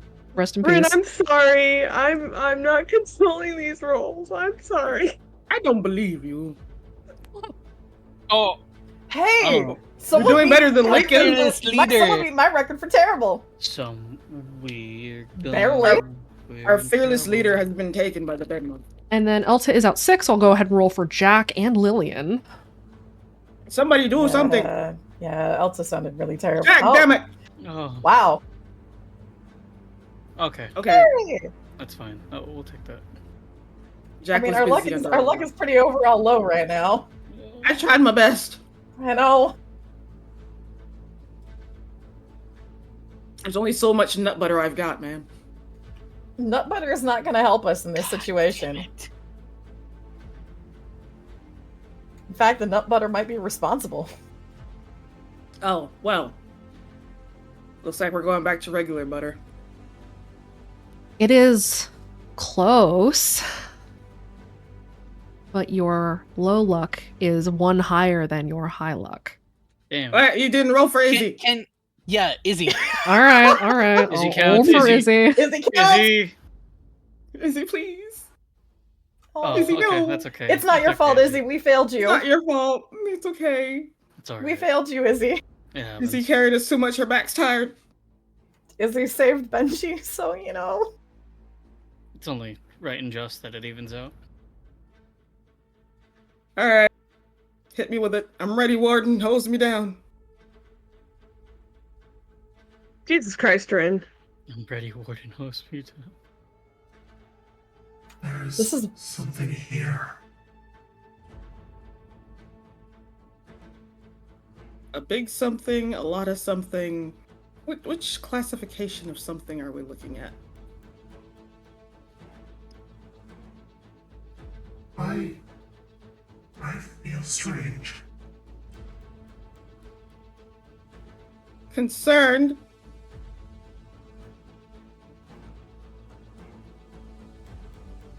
You feel Taste the Wind's presence in your mind fade a little bit, just a little bit.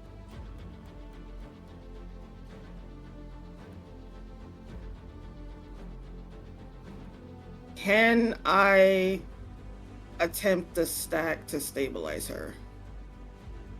Go ahead and roll me a will save. We'll call this difficulty 4. Is it will? Okay, I will. Will. Okay.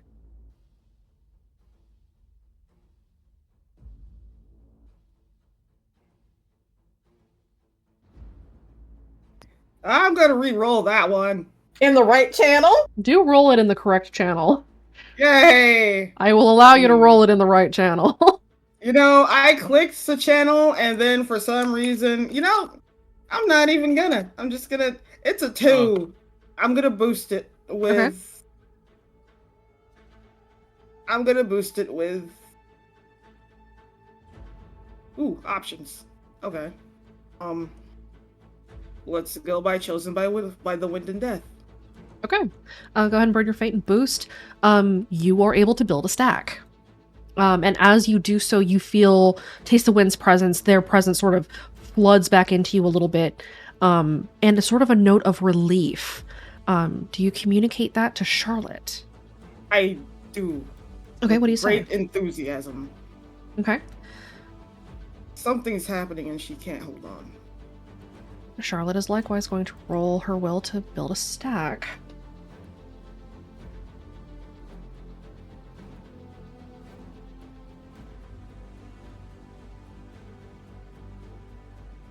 She built a stack without issue. Okay. And you feel Taste the Wind's voice kind of trickle back into your mind. They know part of my name. I do not know how, but they do. They are trying something. I do not know.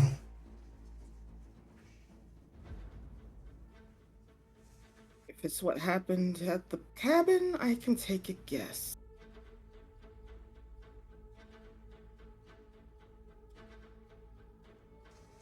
I do not think so. It's...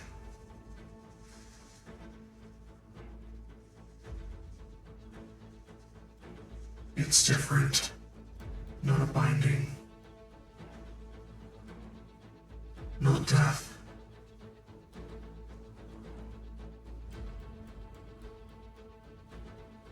Are they trying to leash you?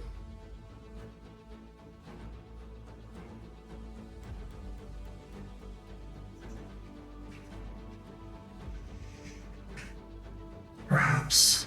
Or to change me.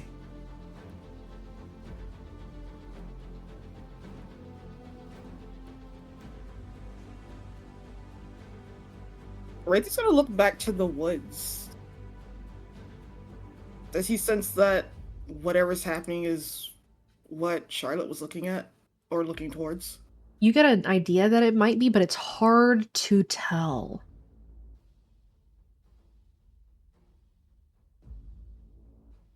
He's gonna look back to Charlotte. The only thing we can do is check it out. And try to stop it. Aurelia. As you are moving through the building, you find yourself standing in the loading dock. You see a group of Taste the Wind hosts, you would guess, bring in a wounded man. Go ahead and roll me one more notice, please. Or a medicine, if you have that.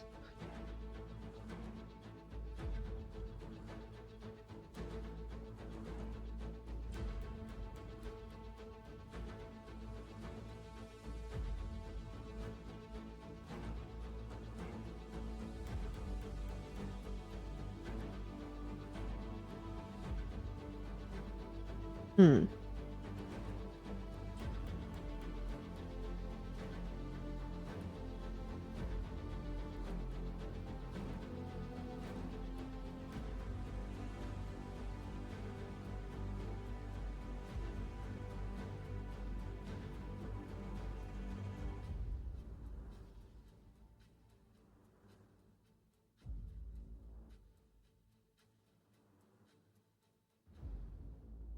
What you catch when you spot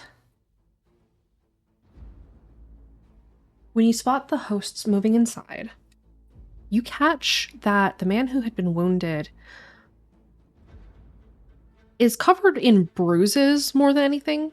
but his limbs are at kind of at a twisted angles as he's being carried inside. But it's only his extremities that seem to have been damaged. Go ahead and roll me an insight, please.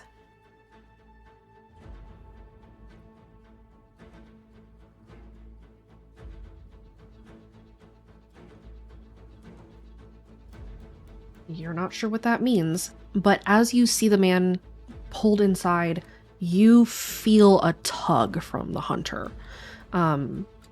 Sort of a bristling, and it feels like somebody walking into a cage that you had been in, and then or like somebody walking into a cage with a frightened animal and the animal backing into a corner.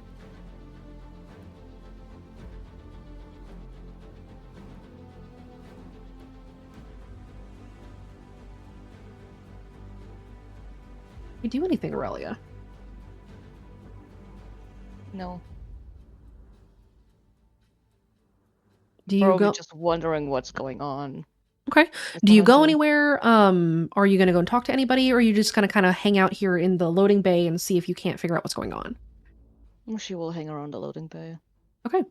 Are you looking for anything in particular, or are you just watching what's happening? She's more so watching and just wondering what the fuck. Okay. Can I have you go ahead and roll me a separate random from everybody else's luck, please?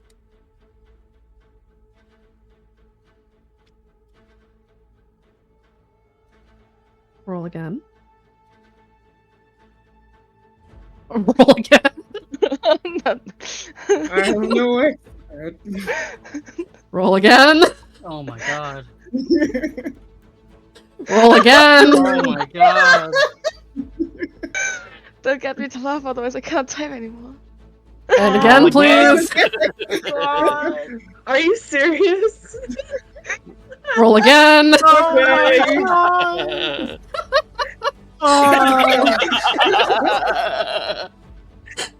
Roll again. There we go. That's our girl. Holy Only shit. 10 times. That broke your record. Hey, I got a new record, guys! New record. I'm so proud of you. Oh. Your son's in a mood. I know. We did it. All right. Aurelia, you are standing here watching. You see, with your notice from before, you see all of the hunter hosts in the loading bay freeze, sort of straighten up, and then look around, making eye contact with each other.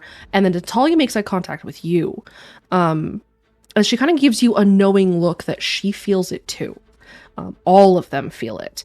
And with the knowledge that comes with that, even with your 0 on insight with what you had seen, you don't need to roll the insight to know that somebody's trying to yank on the leash, and you can feel it. You can, however, also feel it's not much. It's just enough, though, that with the other hosts in the room with you, the other hosts in the building, you're able to sort of push back a little bit. And the leash being yanked, you can dig in your heels.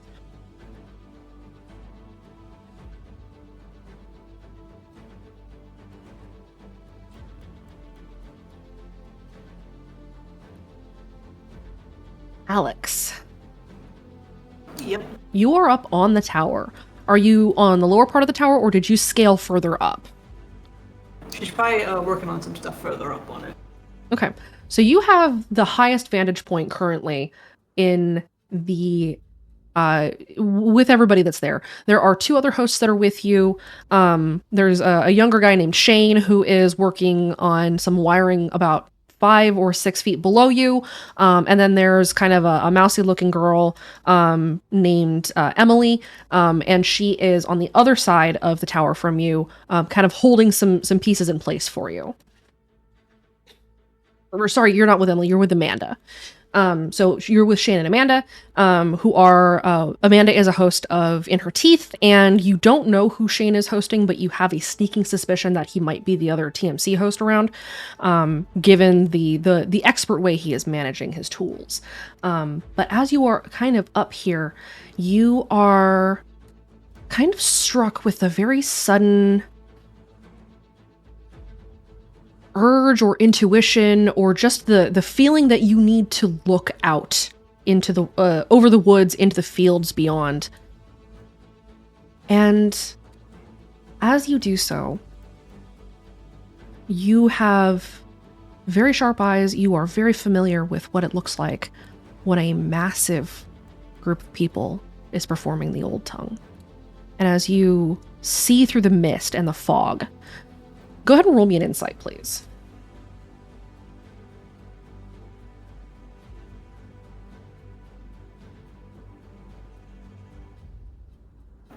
Do I need to boost that? I will say the 3 will get you the bronze clue, a 5 will get you a gold clue, and a 7 or better will 5 will give you like the silver clue, and then a 7 or better will give you the gold star. I'll boost with Old Tongue Expert. Okay. Go ahead and boost it. So that'd be a 5.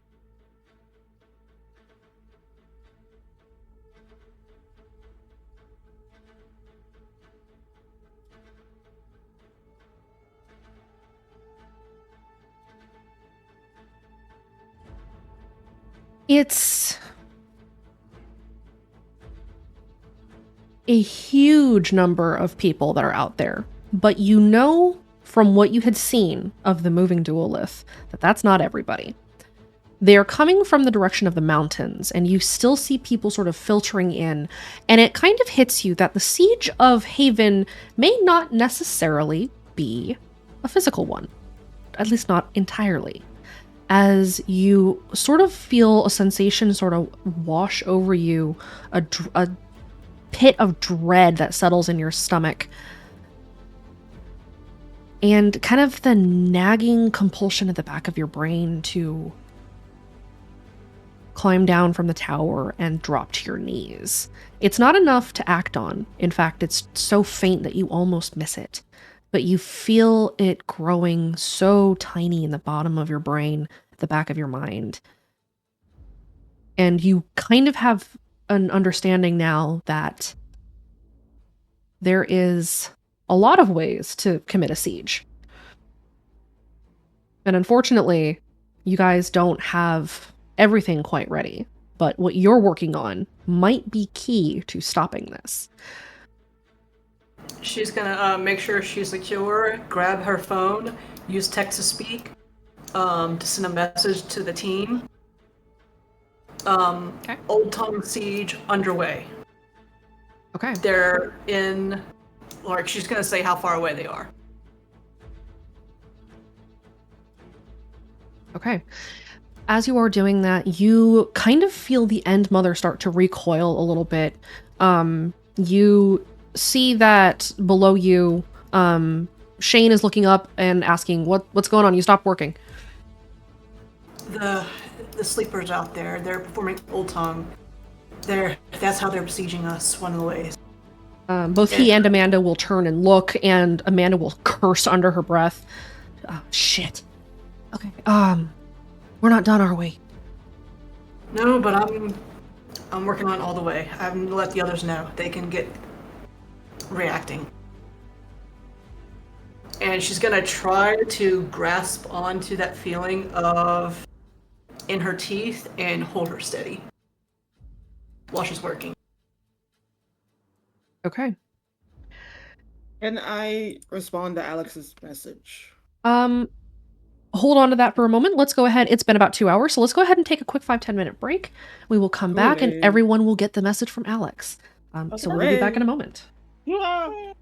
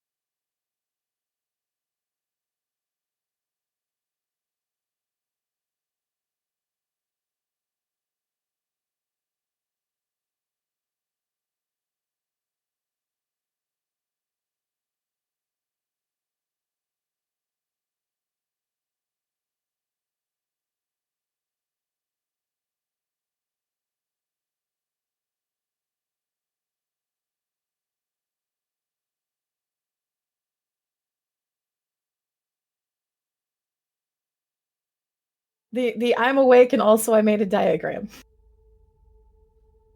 We are back. Yay! For our audience, just a quick heads up that we had to let Lincoln go and pass out because he's already passed out. And so, yeah, he's already dead. Stop, he's already dead. We tried to ask a question, he was already unconscious again. No, he's already dead. it was mentioned and it was asked last time, or at the end of the last session, whether or not the team would be able to use some of the spare parts to build a trebuchet. And yes, you have had the time to begin to work on that. So, those of you who are contributing to the trebuchet's schematics, please roll me a mechanics. Can Kira help with the schematics? Yes. I have these skills you're asking. Is there something about this trebuchet that does not require mechanics that I can contribute to? The build process, I bet? You can help with the build process. I don't have any mechanics. Jean just kind of sat there in the front yard one morning and just goes, "You should have a trebuchet." Jean's the ideas guy. Rick also did not have like mechanics. the It's just scene like, I agree. from Chest Plate Deep. I don't know. Helm's Deep. Fun fact: I built a trebuchet before. It didn't work that well, but we still built one. That's okay. We're all working together. It's the thought that counts. So between the three of you, you are able to put together a set of working trebuchet schematics. Oh God.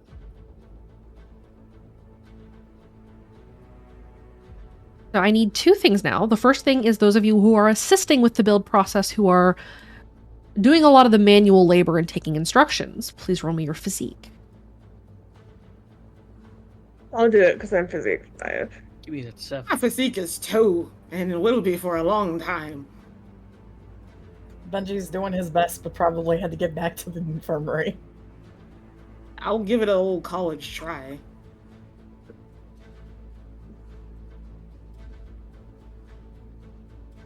There's my college. Good.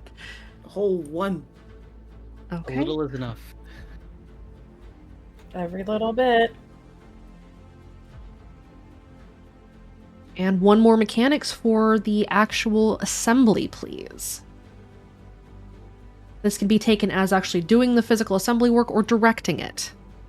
Can I just look for missing screws with notice?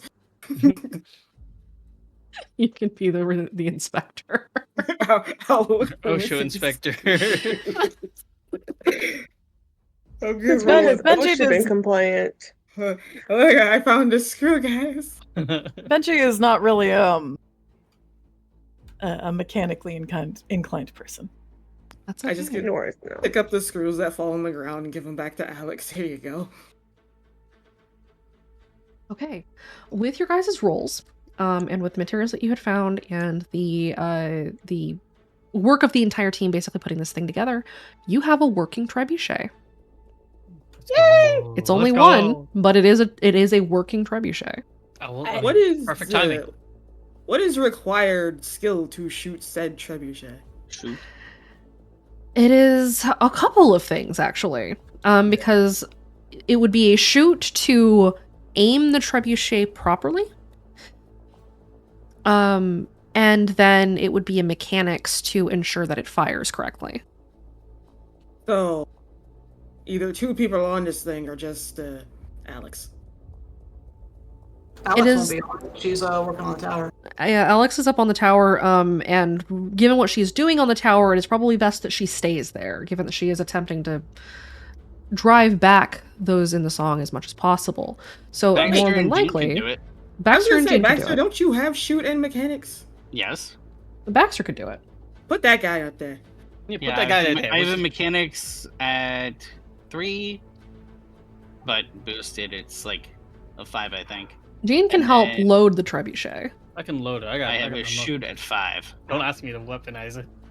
Because Because the moment that thing is loaded, Jean's going back to the front line. She's like, here's your ammo, I'm going back.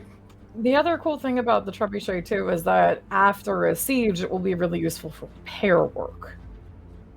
Yes. Indeed. All right. You guys have a working trebuchet. You are all now aware that the siege is beginning. You had no warning. You suspect that the scouts that had been going out had either been misled or that there is something else about the surrounding environment that has changed that you guys had not been made aware of. Given what you had seen beneath the scrapyard nearby, let me have everybody go ahead and roll me an insight. Is Kara applicable for this one as well? Sure. You've been filled in on everything that's happened. You don't need legs to insight. It's fine. What is my insight? Ooh. Jean's just, I know there's something fucky going around. Also, just as a question, are we going to come back to the 4 other folks who are moving around that you said we were going to circle back to? Yes. No omen for you, Dichotomy. Okay. Because you need to be made aware of things first, but order of business must take place. Yeah. Order of operations, too. PEMDAS. With all of your kind of combined information, putting your heads together over the course of the past week or so, and with Alex's crit, given that there has been a lot of construction taking place underground, you would probably guess that a lot of what has happened has been in the maze. New construction on tunnels, new chambers, new passages, new red doors. And all of that would have made it very difficult to see the actual movement. And Alex, with your crit, you get the feeling that the moving duolith on the surface may have been a red herring. A threat, a clear and present danger, but likely not the one that, or likely what they wanted you to see rather than what they were actually doing. So yeah, she'll message to the group, moving duolith, red herring, true threat, feeling. Everybody has now received the text messages from Alex that there is something going on. So let's go ahead and check in with the 3 of you that are heading into the cafeteria. Baxter, Nell, and Kira, you guys get messages on your phone.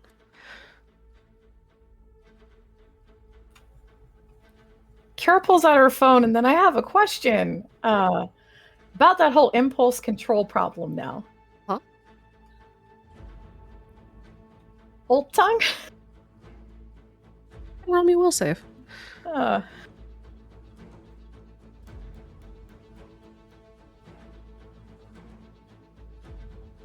tracks. Is it at disadvantage or? It is. Oh. Ah. Kira. Yeah. Old tongue. Yeah. What do you do?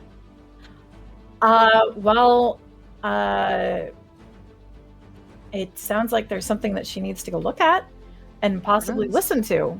Because can she kind of hear it now? No. Okay, cool. She's gonna go head up to get a vantage point because she wants to see what it's doing. So you attempt to wheel away. She kind of looks at her phone and then just kind of puts the phone away. I'll be right back, guys. And she starts to try to wheel off. We got a Baxter runner. will stop her. We got a Wait, runner! no. There's Old Tongue. I need to go take a look at it. Nope. What do you mean, no? You don't need to. Yeah, I do. People will handle it. I You can are just go injured still. I'm fine. No, you're not. I'll run you over again. He's behind her. He has the handles. He's holding the handles of the wheelchair. Okay. Is this a case of athletics for getting up? No, it is physique to get up.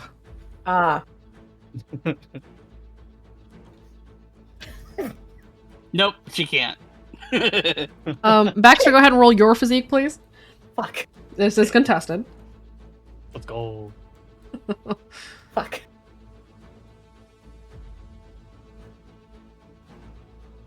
So, Kira, you attempt to move. Baxter kind of sits you back down. No, you stay. Those personality things. Uh-huh. Do those come into play?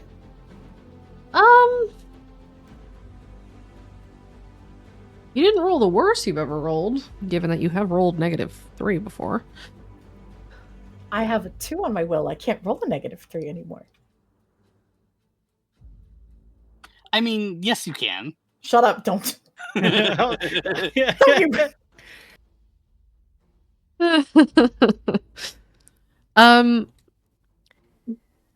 Let's see. Kira, your impulse control is very low. However, please roll me an insight.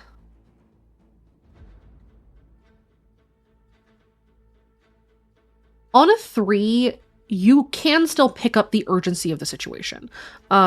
With all of you starting to talk and the word getting around very quickly that that the siege has started and is starting now, and it is the Old Tongue, everybody has started to move. This is not the time nor the place to indulge your fixation. You know that on a conscious level. Subconsciously, you really want to go outside. Where's going to be the best place to go? Well, for you, it would be back to the infirmary.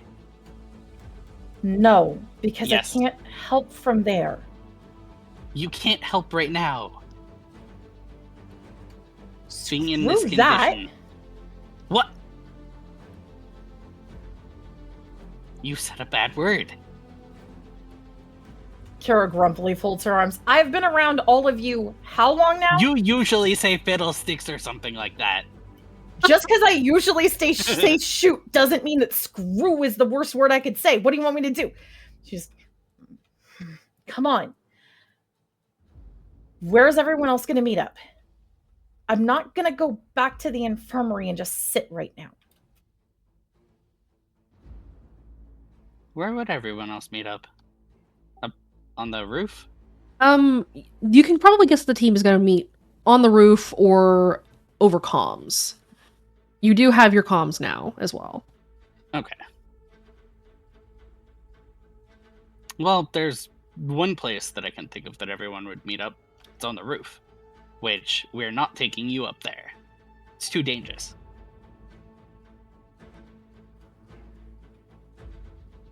Okay, get on comms, take Pringles. Wait, shoot, I don't have Pringles. I'm going to get on comms. You go ahead to the roof. I'm going to... Question. Yes. Nell monitored Kira, right? Or she helped monitor Kira? Mm-hmm. Would Nell know if it would be okay for her to be on the roof?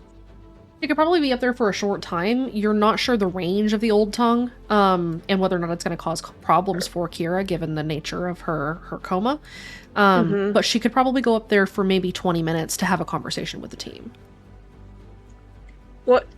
How about this, Kira? What if we take you up there? You can come with us on the roof. We can figure out what we're going to do, and we can figure out somewhere to put you where you'll actually be useful. Okay. But I'm You can not probably going be to up sit this out. there. No. It's not fair for you to have to sit it out. Well, she can't do much given her state right now. But she can still do things. She's still capable of doing things. I've been with her. Wow, I've completely lost Nell's accent.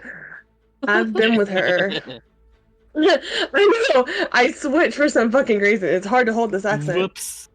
But she's capable of doing things.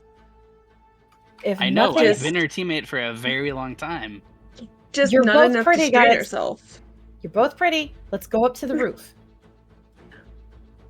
Nell's going to help take Kira to the roof. Even though had it. Baxter has the wheel. Baxter's pushing. Yeah. Nell's Yeah. directing. If they can't like get her up, like she could have Baxter carry her and she'll just take the wheelchair. Nell will carry the wheelchair, and then once they get to the top of the stairs, we'll just put her back. Right, you guys make your way towards the roof. let's see where everybody else is at. Alex, you're already up there basically. So you're able to scale down to talk to the team before you head back up. Jean, are you going to head up to the roof, or are you going to go over comms? Gene's gonna go over comms because he's keeping the guard at the gate. Okay. So Jean, you stay on comms. Nell and Kira, you head up. Where's Benji right now? Benji was starting to head out. How's he feeling? You feel a sudden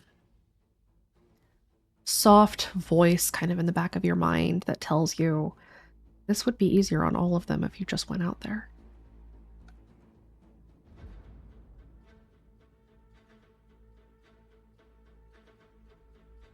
Also, I'm gonna go ahead and stack. Okay.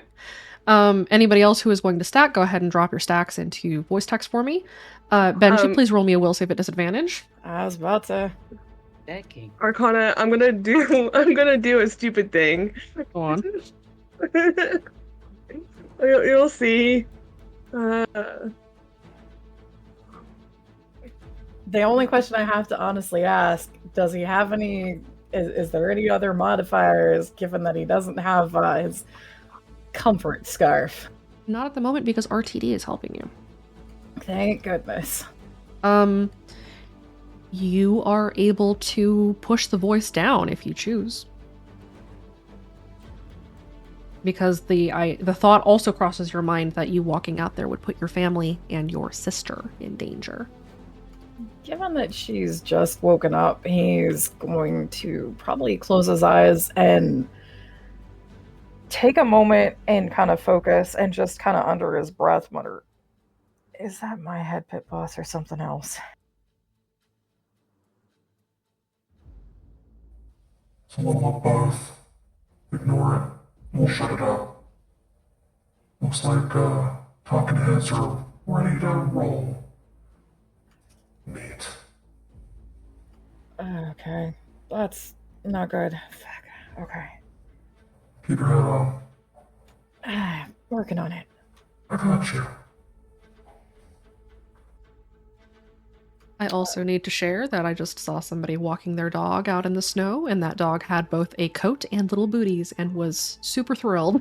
Oh my god! I did not get my camera up fast enough. They turned a corner. Okay. Anyway, go on. With that will save, can Benji stack? Yes, Benji can. Okay. You see what I stacked with? I did. Okay. I have a question too, actually, about Kira and stacking. Can she stack right now? She can stack with TMC.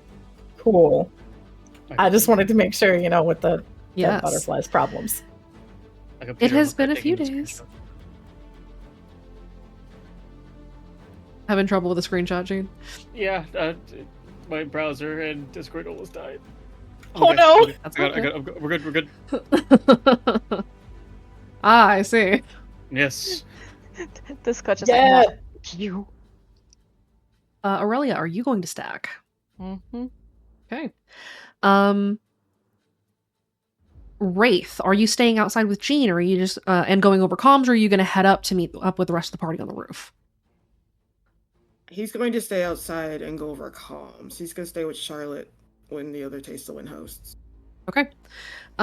Charlotte is beckoning over the party of hosts that had come back and dropped off the injured man at the infirmary. They have come back outside and are getting ready to sort of group up with her. So you stay outside, you and Jean. Aurelia, where are you going right now? Are you going to stay in the loading bay with the other Hunt the Strong hosts? Are you going to go outside? Or are you going to go up to the roof? She's staying nearby the other hunter hosts. Okay. You see that Natalia is kind of directing the other hunter hosts to start arming up. She barks the words Old Tongue, and everybody kind of pauses and looks at her.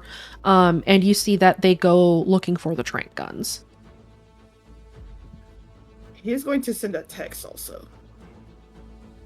Okay, what are you sending? He's going to send to the group that when Wendy's in trouble, they know part of her name.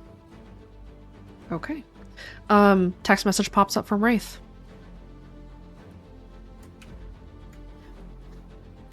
Now do I need to roll an insight on Kira?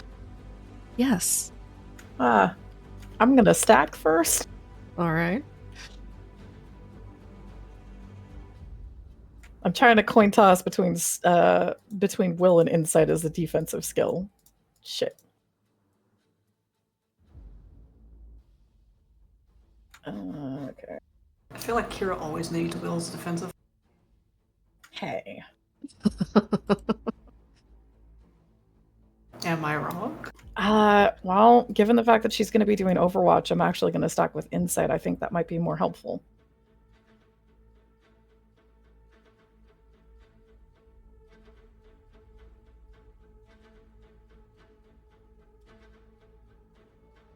Kira, you recall the conversations that you were having with the measure cuts in your mind, both before your coma and during it. You had both spent a lot of time sort of researching the corrupted wavelength of the pieces of the old tongue that you had picked up, and the ones in particular from the 2 Taste the Wind hosts that you had recovered from being Reavers. Those 2 hosts never really came back to what they were before that. There was something still wrong with them. And the old tongue in question, you understood to be pieces of the runner. They were parts of her name, of their name. And you get the sensation, and you're not 100% sure, but you have this nagging suspicion that those pieces of the runner's name may have come from your mind, but there are other ways for them to have gotten it. Because they could have gotten them when they were first anomalies. When they were infected initially.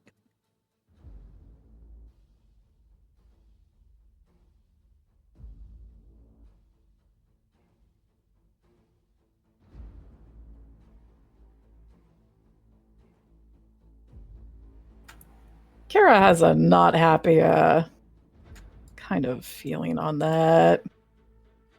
Do you voice your concerns? When she kind of looks at the message and they're heading to the top, she just has probably a frown on her face, and there's that's not, I mean, I don't think it was from the library. She's kind of muttering under her breath.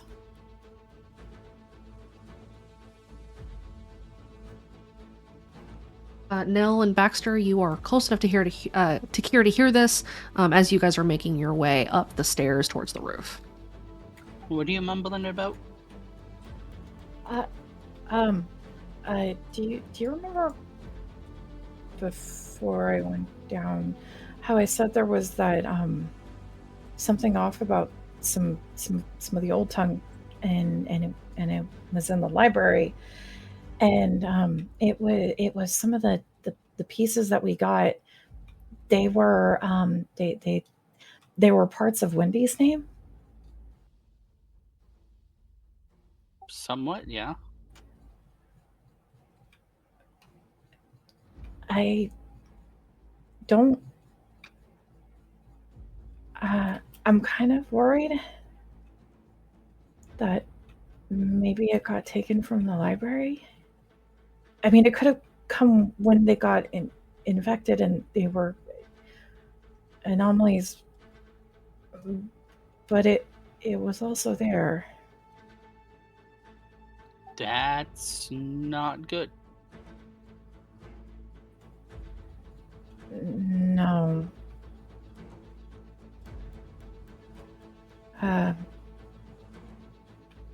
Someone else had gotten in the library. Huh?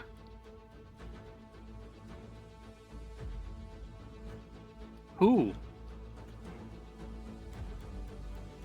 I'm not And better actually question, how? I'm not sure how many, actually.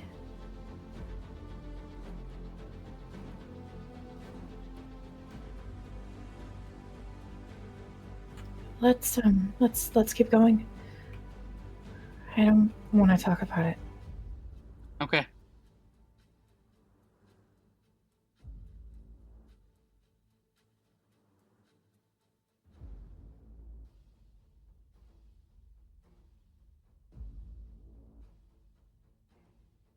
Nell, do you have anything to say about this as you listen? I don't think she was there for that. She probably has no idea what she's talking about. She doesn't, but you can ask. She just looks confused. She doesn't want to like interrupt or say anything. Like she is awkward being.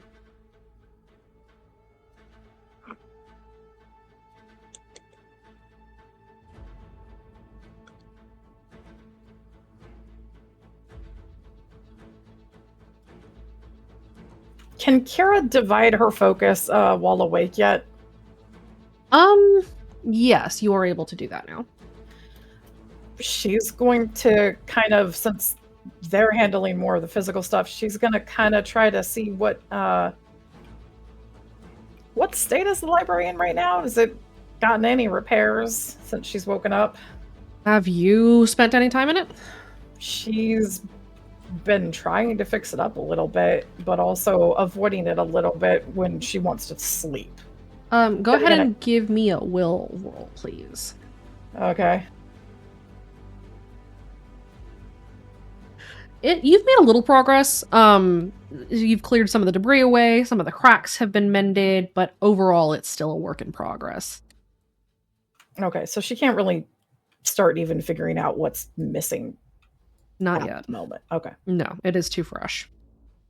It has only been 4 days since you've been awake. Yeah.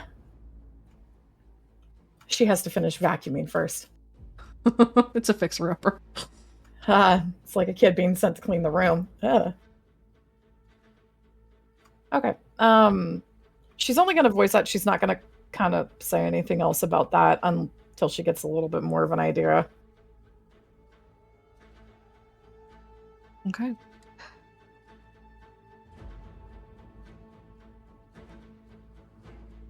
But they head up to the roof. Okay, you guys head up to the roof. Yeah. Those of you who rendezvous on the roof and those of you who are in the meeting on comms, you are now able to communicate as you know that the siege is coming and the Old Tongue has begun. So what's the plan, guys?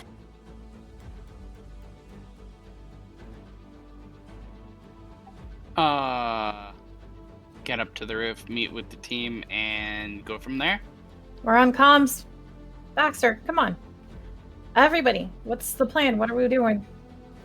How are we going to work on this? Me and the other Wendy host are kind of looking towards going in the woods. That's probably where it's coming from, the Old Tongue. So maybe we can trank some of the sleepers and do our part that way. We also have the trebuchet. Question. You got your phone on you, right? I think. Hold on. Do I? Jim? Hold on. Give me a moment. Yeah, you do have your phone on you. Yeah, I got it. How would you feel about us playing some music for you through your phone? See if maybe you can songbomb them, by hitting them with the Canceller song on your phone? You got the file, right, Alex? Yeah, I sent it to everybody. So why don't we see, maybe you can deploy that. That should also take a number of them out. He's going to relay this information to Charlotte as well to get her opinion on it. I think it's a good idea. Charlotte ponders for a moment, and will sign to Wraith. This is likely a multi-pronged attack. The performers a forward advance. I expect a physical assault as well. She will pause and kind of ponder for a moment. We could take the fight to them, or... and then she will look up to the tower. And then sign... If we make it difficult for them to get near, they may cut their losses and leave. He will... That said, we must stop them from interfering with the runner. He's going to translate what Charlotte signed to the group. And then he's going to say, I'm more leaning on taking the fight to them. At least the physical one. if we can stop the interference with the runner by taking out the Old Tongue contingent, maybe that'll give us the advantage of being able to pull everyone back in once we get the defenses fully shored up. What do you think about that?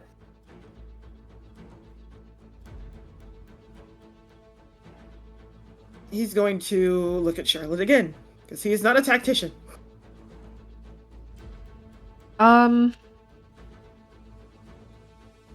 Charlotte will nod.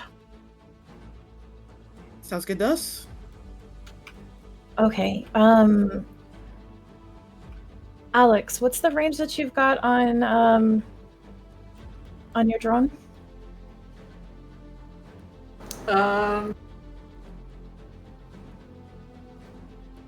I know it's not really far, but hear me out on a question. You willing to recover Dronington later? Since I'm gonna be busy repairing the tower, why don't you take him? That's not what I'm talking about. Can we use Dronington as a one-shot, drop some rocks and get people to kneel? He doesn't have the catapult, the max upgrade to be able to do that. What if we tape a rock to him and then fling him with the trebuchet? Would it break the rock on impact? Maybe. We'll put a pin in that one. Without having the upgrade for the drone is not going to be able to do it. Okay. Couldn't we do the upgrade like right now? It takes too much time. Or is it okay? It's a time thing to actually. You guys are actively under siege. Yeah, we don't have enough time to just sit down, focus, and channel and be like, 5-card deck, 5-card deck. Yeah, and I'm not putting the points in to get a 5-card deck. I need my refresh to other stuff. Okay, so we're gonna put a pin in that, and maybe we'll fling things if they get closer. We might be able to, in the very least, like get some god rocks off the side, or I don't know, maybe like put them up next to some speakers and amp it out. If nothing else, we could always dance fever and just make everyone really upset. But that's like a plan Z. If it's a 3-pronged attack, what about the other 2 prongs if we're taking care of the physical one? I don't think you're taking care of the physical. Hmm. Physical is probably prong 2. The third prong, you think they've got somebody, a group in a chamber nearby that's doing other Old Tongue? Charlotte says there's probably some performers somewhere. So we might not be able to handle 3, especially if there's 2 sets of performers. If we can get them to stop screwing with Wendy, we should, in the very least, be able to reduce the load there, and then we just need to repel a physical assault. The scouts earlier also mentioned some tracks disappearing into a wall nearby. So they're going into the maze? Probably. That's what I'm thinking. It would be really crazy to try to go into the maze after them, right? A little bit. If they weren't on the way here, I was gonna actually think about going out to find it and confirm if it was maze or not. I'm thinking maze or, that death door I found earlier. Oh, we still have a death door in the basement, don't we? There's another death door outside the basement, too. There's 2 of them? That's so cool! Right? Later. Kara just has a notebook and is just, that's for later. Okay. So, death Needle doors. Tits tried to make me run through it. Don't do that. Okay. So, how many of the hosts have phones that you're with right now? Well, Charlotte can't really talk much. I don't think she has a phone. I think Odd's still in the infirmary. He's gonna look around to see if anybody has a phone or just ask. He's just gonna ask. A couple of the hosts that you're with, the Taste of Wind hosts that are kind of gathering around Charlotte, they do have phones on them. A few of us got phones. if you can get the phone numbers, what we could do is give all of you guys the ability to deploy the Canceller song. I know we send it out to just us, but the more people who have it, probably the larger of a group that you're going to be able to take back out. That might also give you guys some really good resistance if they're having problems. You guys want the music files? We can use them, but I think most of us are ranged fighters. We're gonna need people up close and personal if we're gonna do this. Jean just kind of looks up from the gate, going, "I'm down here." Okay. Yes, you come over here. Can you get a group of hosts that'll go with you guys? You guys go in on the physical defense side, and then maybe you should be able to take out the group that's doing the interference. If that's the group that's closest to you that's doing the interference with Wendy, if we can take that out, that should give all of you guys a chance to pull back, right? It sounds like a solid idea. Okay, so we start there. And for anything else, we got every door identified inside the building, right? I think. I know the death doors roped off. Any active red doors were closed off. I don't know how you take care of an inactive red door, but they just stand there menacingly, I suppose. Bungee pipes up. Well, usually you gotta destroy them, but we don't and haven't really. We can have them. We've got them marked though, so we should be able to get people at them to make sure we don't get hit from inside. The only one that we really can't get to would be that death door in the basement. But we can guard the rest of the tunnels, right? Good. If Baxter has Mother active or Alex as well, we should be able to at least know if it goes active or not. Okay. Either of you two, you guys are... Yep, I've got her. I do. Okay, good. I'm gonna be up on the tower getting the counter signal set up and working. Once we get that, we should be able to interfere and stop the ultimate attack. So that'll be my priority, and I can relay to you what I see in the control room, Kira. If that's where you're gonna set up. Probably because I'm gonna get yelled at if I try to do anything else.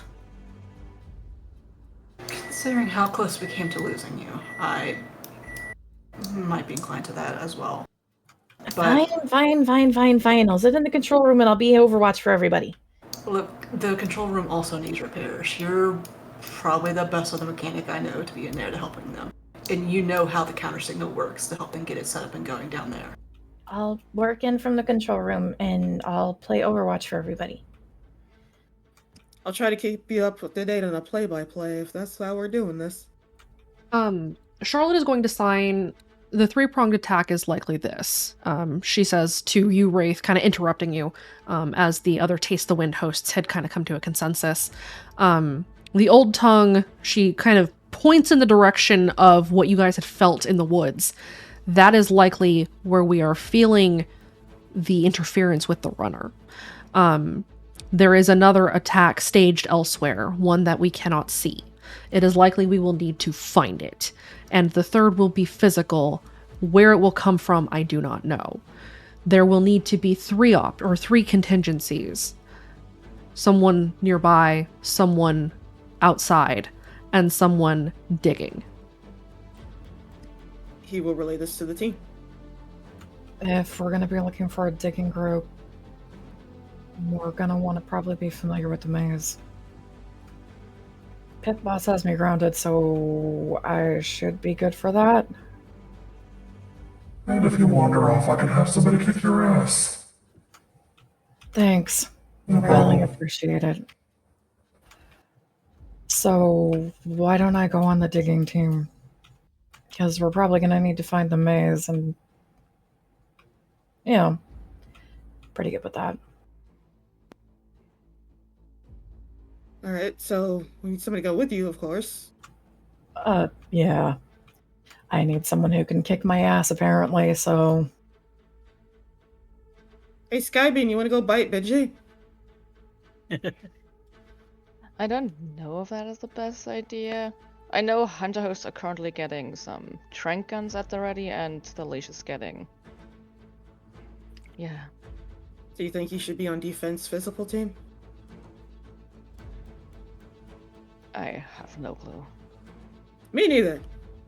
You You also Go. you guys do also still have Jack here, who can help. Yep. Ye- Oh, yeah. Yeehaw. We have a cowboy. You do We have, have a a cowboy. cowboy. The cowboy Yeehaw. can go with you, Benji. Yeah, Jack can work. Well, we got that. Okay, so Jack and I are gonna go digging. The Wendy host and I are gonna go try to run interference on the Old Tongue crew. And Alex is gonna be working up on the tower, and I'll be handling other things on the control room. Sky, you want to stay here on the physical defense with Jean too?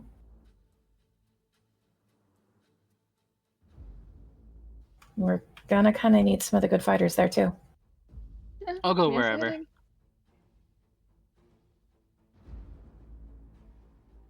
Ankle biters, Wraith will say over the comms. I'm not an ankle biter. But you good working with Jean?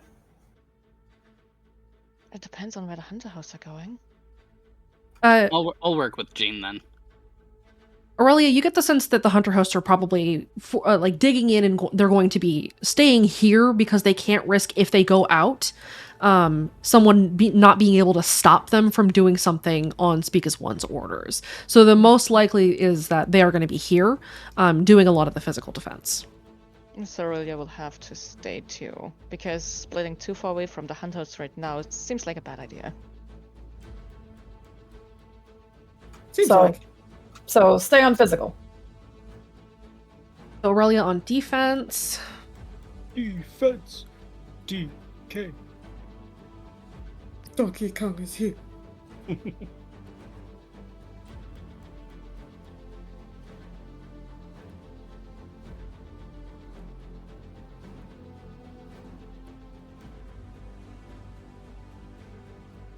Wraith, you are going with Charlotte and her crew. Baxter, are you going to stay with defense, or are you going to go with Wraith? I'll go with Wraith. Okay. So you're going to join the Taste the Wind hosts. There are a couple of In Her Teeth hosts that will be going with you as well, just in the event of something happening to the runner and causing problems for the hosts. Okay, so the two of you are going out.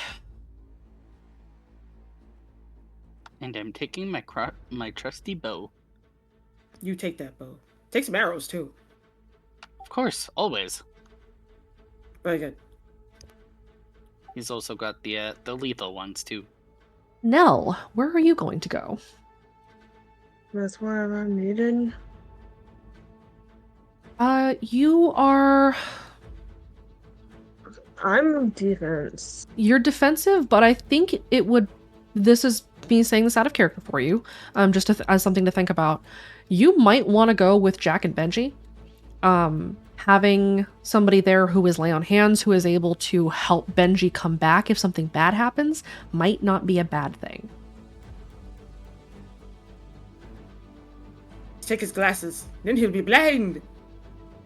I can do that, but then it just kind of concerns me. What if she's needed here? Like, what if something comes up and she's a combat medic? Atticus is going to be staying here at the very least, so Okay.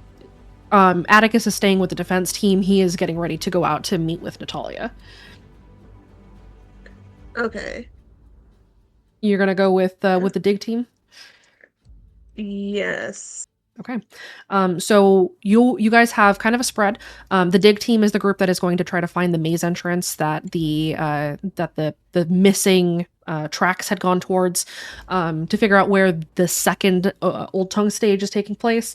The forward team, Wraith and Baxter and the Taste of Wind hosts, they are heading towards the Old Tongue that's happening in the woods to try to stop them from messing with the runner. Aurelia and Jean, you two are running defense with Lincoln and some of the other hosts, with the hunter hosts. There are some Face the Fray hosts who are starting to arm up as well, and they are coming to defense. Something that the hunter and the judge can work together on. That's go. a fucking first. It is, Hell indeed. yeah. A tenuous partnership, but a partnership nonetheless. With Alex, and finally with Alex kind of working on the tower and Kira working Overwatch, together combining kind of their skills and keeping an eye on things while Alex tries to put a stop to the assault with the counter signal. So you guys have your assignments. Any questions before we begin divvying up what you're going to do? With my practice over the week and what I've been doing before, would Wraith have earned his Call of the Wild special ability?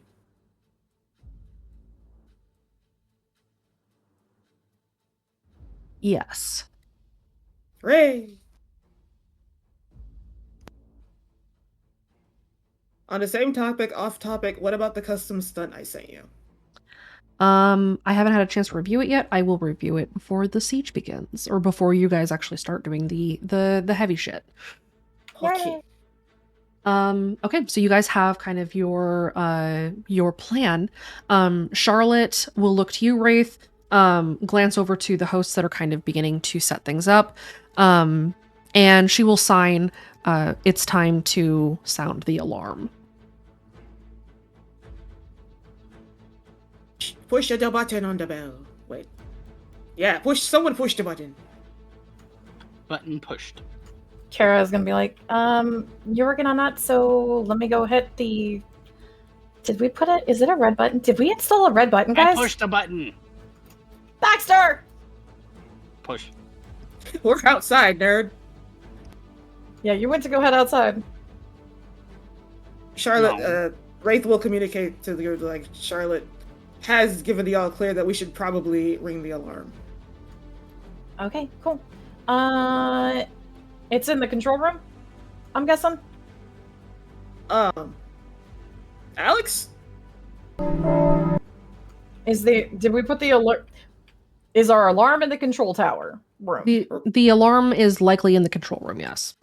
Yeah, Wraith was asking IC because he had no idea. Okay. Did we make it a red button, guys?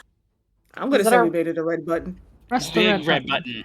Kara's Big red button. A very big red button. Kara's gonna look at it and just be like, I have wanted to do this my entire life. Smacks the red button. I love this. We have accomplished one of Kira's life goals, boys. I still don't want to die, though. Yeah, no, don't die. Just push the red button. I did. See? We're halfway there.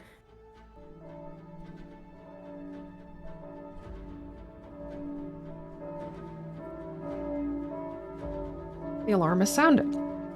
The bells start to ring, and as they do, you feel kind of a shift in the air. All of you sort of feel this as the bell rings, and it becomes apparent that you now know what is happening. And the pretense at stealth from your attackers drops as you all very much suddenly feel the intense pressure of the song as strings begin to ring.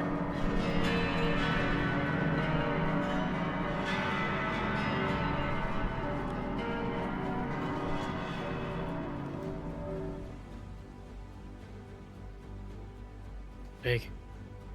I have a question. Your resistance is useless. Kneel.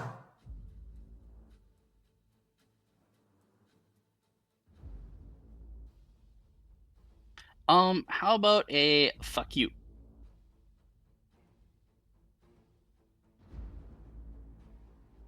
Neil's gonna reach up and turn her cochlear implant off. Does that work? No. Is that effective? It's symbolic more than anything. They're talking in your head. That's what Yeah, it's it's more symbolic. That's more of a symbolic fuck you to them. Alright. I can't hear you. Kara folds Yeah. her. Gee, Kara just. Oh, yeah, go ahead. This is more for the gene's sake. Did they? Do we have any music players? Yeah, you do. Okay. Do you think? What year is Lincoln's car? I don't actually know. It's an El Camino, so it's It is an not El Camino. It's not very recent, and I don't think he's replaced the tape deck. Let's be honest. The tape That's deck. fair. The tape deck got smashed, if I recall correctly. Do we Thanks to think Wraith. he had CDs? Or No, it was No, Lillian that did They were it. fucking collection. yeah. It was They were really- cassettes. They were They were cassettes. cassettes. It was a cassette player. I remember this. Okay. Do we possibly think that he had a Leonard Skinner album on cassette? It's entirely possible. It's not Leonard Skinner to Gene, it's Leonard Skynyrd. Yep, I do believe he had a Leinert Skyner album. Yes, Yep, I got will. it. Got it. I Yeah. will Alright, confirm this on alright, his but, behalf. just hear me for the out, right? meme. What if Uh-huh. we hooked up the cassette player to like a bunch of speakers at the front gate? It would just blast whatever Leonard Skynyrd album is playing. And if I roll, if we could roll, can it be Freebird?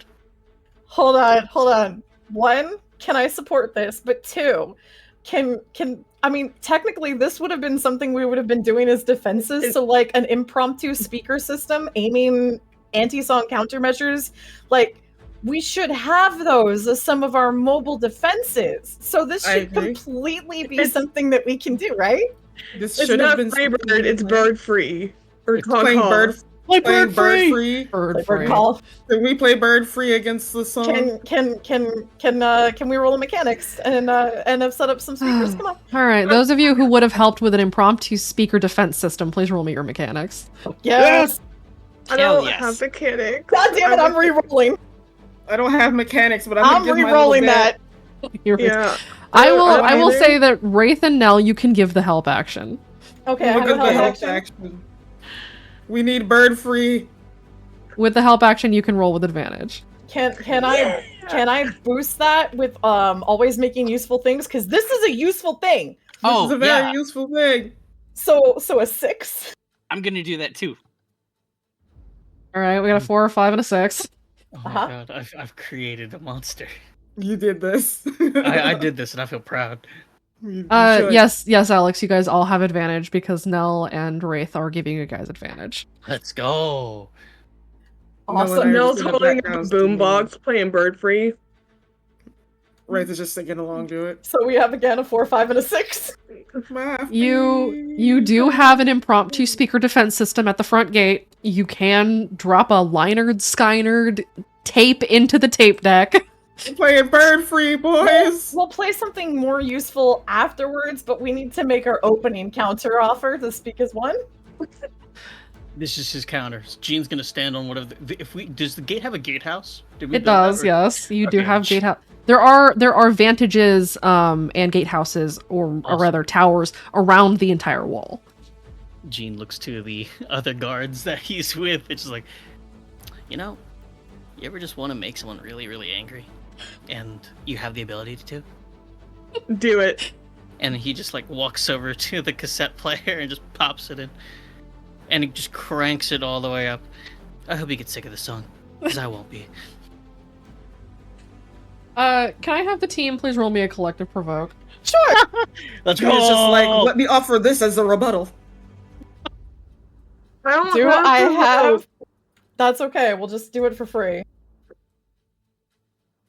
So I'll roll Kira. God damn Hey, it. wow. Stacked. And then let me roll Benji's. Wraith is all about this idea. Apparently, Nell's Kira not is good at talking shit. apparently into this as Wraith is. Nell's all into it. We're all about this idea, boys. Oh man, I didn't have to burn my fate. Yay!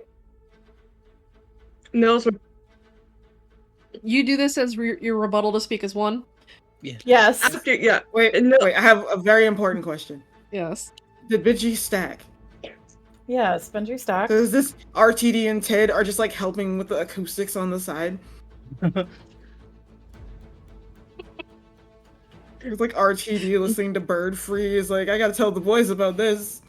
This was her second provoke attempt. Her first provoke attempt was turning her cochlear implant off.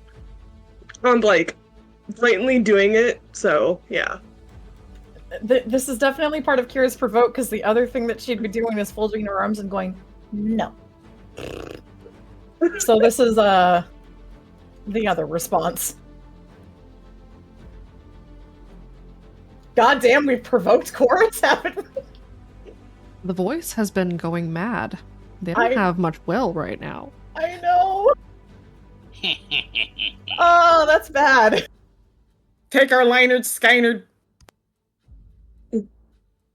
By the way, she only did it for a second. Arcana, she'll turn it back on. All right. It was just a display of fuck you, basically. All right. You guys have given Speak as One the middle finger.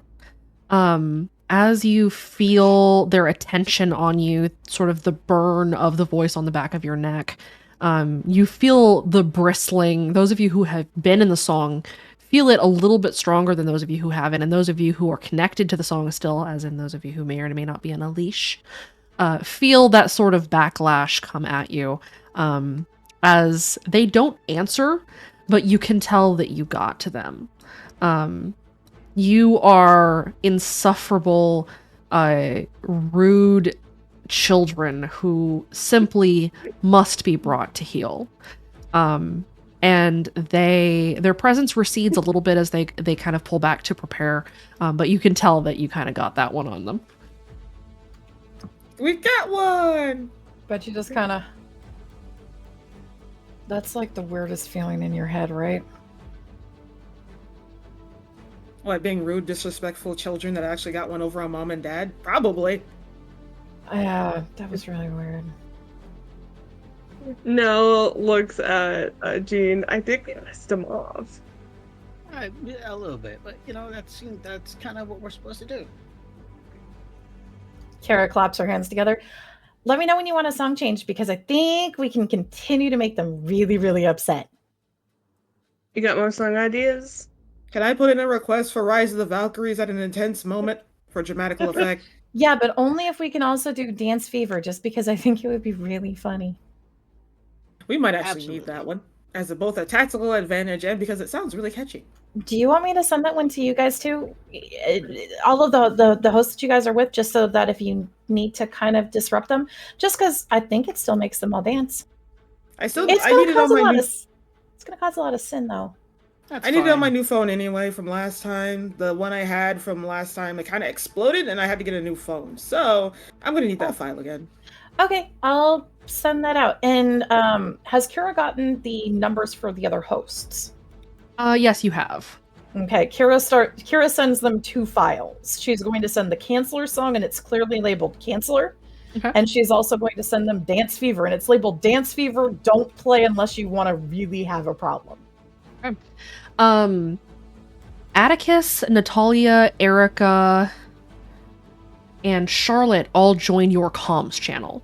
Charlotte doesn't speak. She is going to be speaking through Wraith and hitting him with a stick from time to time. As is only proper. As is only proper. As you do. Atticus will say, right, we're working on getting everybody moved into position. We're locking down the inner parts of the dormitories. Children are being kept with some of the older hosts. What is your plan? Well, hi. We're going to do kind of 3 things. We've got a team that's going to be starting to dig. They're going to go look for where the tracks were ending off. Benji and Nell and Jack are going to be on that part. We might need some other people there. They're going to be looking for where there's probably another chamber of folks who are doing Old Tongue. Wraith with Charlotte, hi. And they're going to be going with the other hosts because they're going to try to stop what's happening to the runner and the runner's name. And then the rest of us are going to be heading up on the defense. Alex is working on the top signal tower to be able to get the Canceller song broadcast out. And I'm going to be kind of doing Overwatch. And for anybody who might be worried about having an interior breach, we've got Dance Fever and the Canceller songs. We can send them over to your phone. So if you do get sleepers or get surrounded or attacked, you could play the files and it might be able to give you an advantage. All right, noted. And you hear that he is interrupted as a couple of other people join the channel. As Grace and William and Brian join. You hear Grace, there's a lot of background noise where she is, because it sounds like the Face the Fray hosts are loading up, who says, right, we'll be at the front gate. Who's playing Lynyrd Skynyrd? We That would be decided us. to. Yes. Yeah, that's us. We decided to send a response back to surround sound. What did? We have some other music if you want to have something else play as background music. Just make sure you drop the files off and we can switch the tapes out. Ah, this is good. Okay. William and Brian will kind of speak up. We're walking down the infirmary. Where do you want us? William and Brian, for those of you, William is a host of The Runner. Brian is a skeptic. Where do So you want to William- go? You're a physical therapist, right? He's a field medic, but he's primarily a physical therapist. Okay, I was trying to remember if I remembered the names right. Please continue. William is the one that said that they were locking down the infirmary, making sure that nobody can get in. There are a couple of kind of field medics in there who are sort of waiting by the door with tranq guns. And William kind of relays all this to everybody, and then adds, but I think I'm better on the field with you guys and Atticus. Is that cool? Yeah. Okay. I'll join the defense team. As William Okay. kind of starts heading up to you guys. Brian kind of pipes up. I could help with the tower. That would probably be pretty good. I know Alex is probably going to need some extra hands to be able to do things, and I'm kind of like, 2 legs or 2 arms, but not both at the same time. So anybody who's good with the technical side who can probably go up and help Alex would be appreciated up there. Do we have folks who are running internal patrols and looking for any of the doors to make sure we don't get flooded inside? Yeah, Martha said that she was rounding up the hosts or rounding up the pit boss's crew, is what she said. Okay, so they're going to probably run on the internal ring and give us an alert if anything's there. We've got the camera system, so I'm going to be playing jockey there. If you've got anybody else who's got, I don't know, maybe like a grudge against the song or really, really good in the maze. Actually, wait, where's Dax? Nell, you know that Dax is still in the infirmary. His leg is still real fucked up. And he was very nearly gutted. And so he is still kind of out of commission. Who do we have from the club? Dax is still in the infirmary. His leg's pretty bad. Bad. Okay. Are the other kids rounding up inside of barracks and things like that? Nell, from what you had heard when you were in the infirmary, what Dax was talking to some of the other club kids about is that when the siege was going to start, he wanted the club kids to play defense. And so the club kids are sort of protecting some of the younger kids that are there, and are setting up sort of watches in the hallways. All the other club kids are playing defense. I think they're taking care of the smaller kids and Okay. and they're patrolling the inside. I think that's what Dax wanted them to do. Okay, cool. All right. If we've got anybody else who can go in on the Dick team to probably start tackling and working with that, might not be bad. On the other hand, a smaller team might be pretty good because they're less likely to get detected. So it might be just those couple 3 right now. Once we figure out where the other attack is, though, we might need part of the defense team inside to peel out with them to go in and take care of wherever the second group of performers we think is. Grace will pipe up. Got it. We'll be ready for mobilization. Cool. Mhm. You hear her cock a shotgun. Is that a... I knew she had a shotgun. You have a gun? I knew it. It's Bard shot. Calm down. Okay. So any questions from anybody right now? He's gonna look over to Charlotte. Are we good to mobilize them? Charlotte will sign as prepared as we ever will be. Think we're good. We're heading out. Okay, give a relay and a signal if you're running into any problems. If any of you guys have flare guns, might as well have it and use it as a signal. That'll be visible from up here in the control tower and the tower itself. They might try to cut comms down.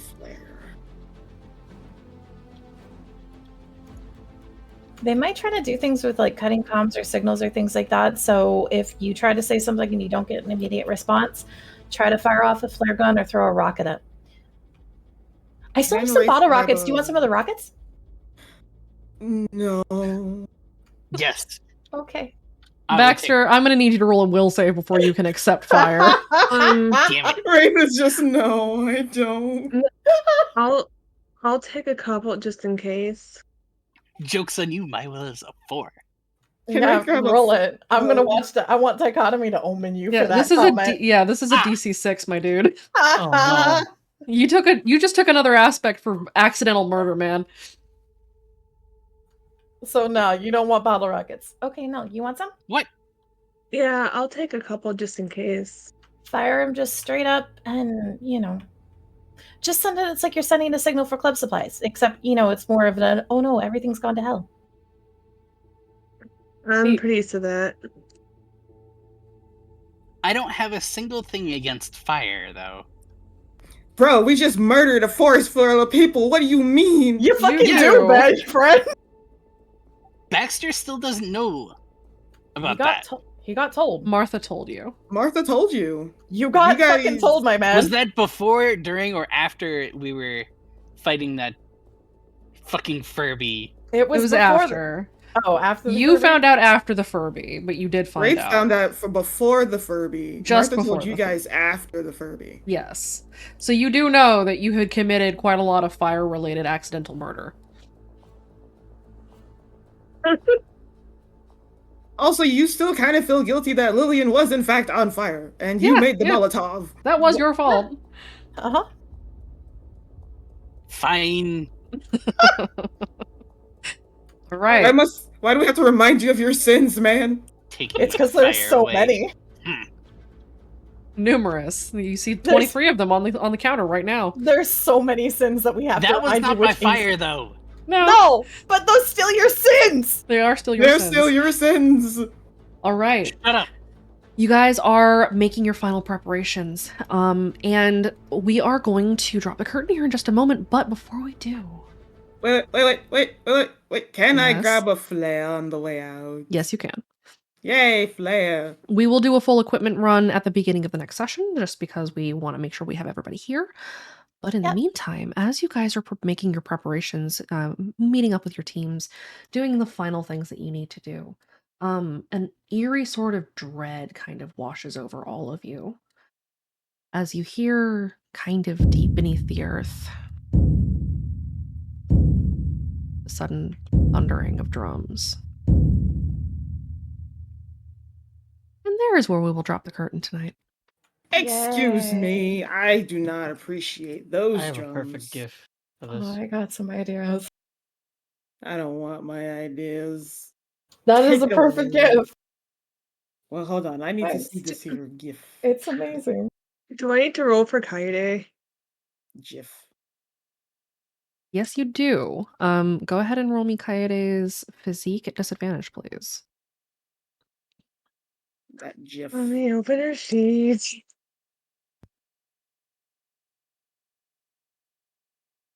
The GIF. That is highly unfortunate. Noted. That wasn't even a disadvantage. Wow. Roll again, just to see if you botch, to see if you omen. There we go. Did I re-roll that? You're You're out. You're unconscious. You can't. We'll come back to that in a bit. Go ahead and say goodbye to chat, everybody. Bye. You can't do this to me. Remember, Lionheart Skyner.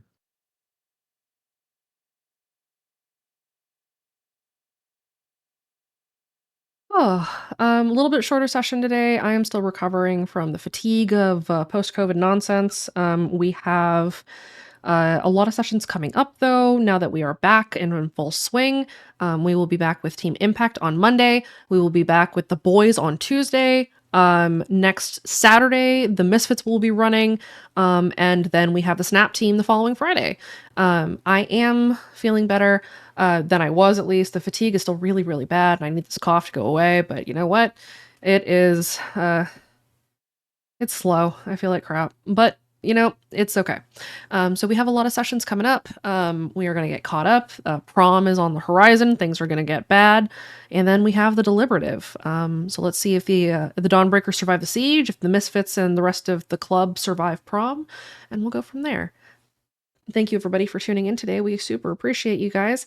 We will be back in 2 weeks with likely a longer session and hopefully our full cast. We had a couple of people out sick today, so we kept it a little shorter. But again, thank you all. Have a good night, everyone, and stay awake.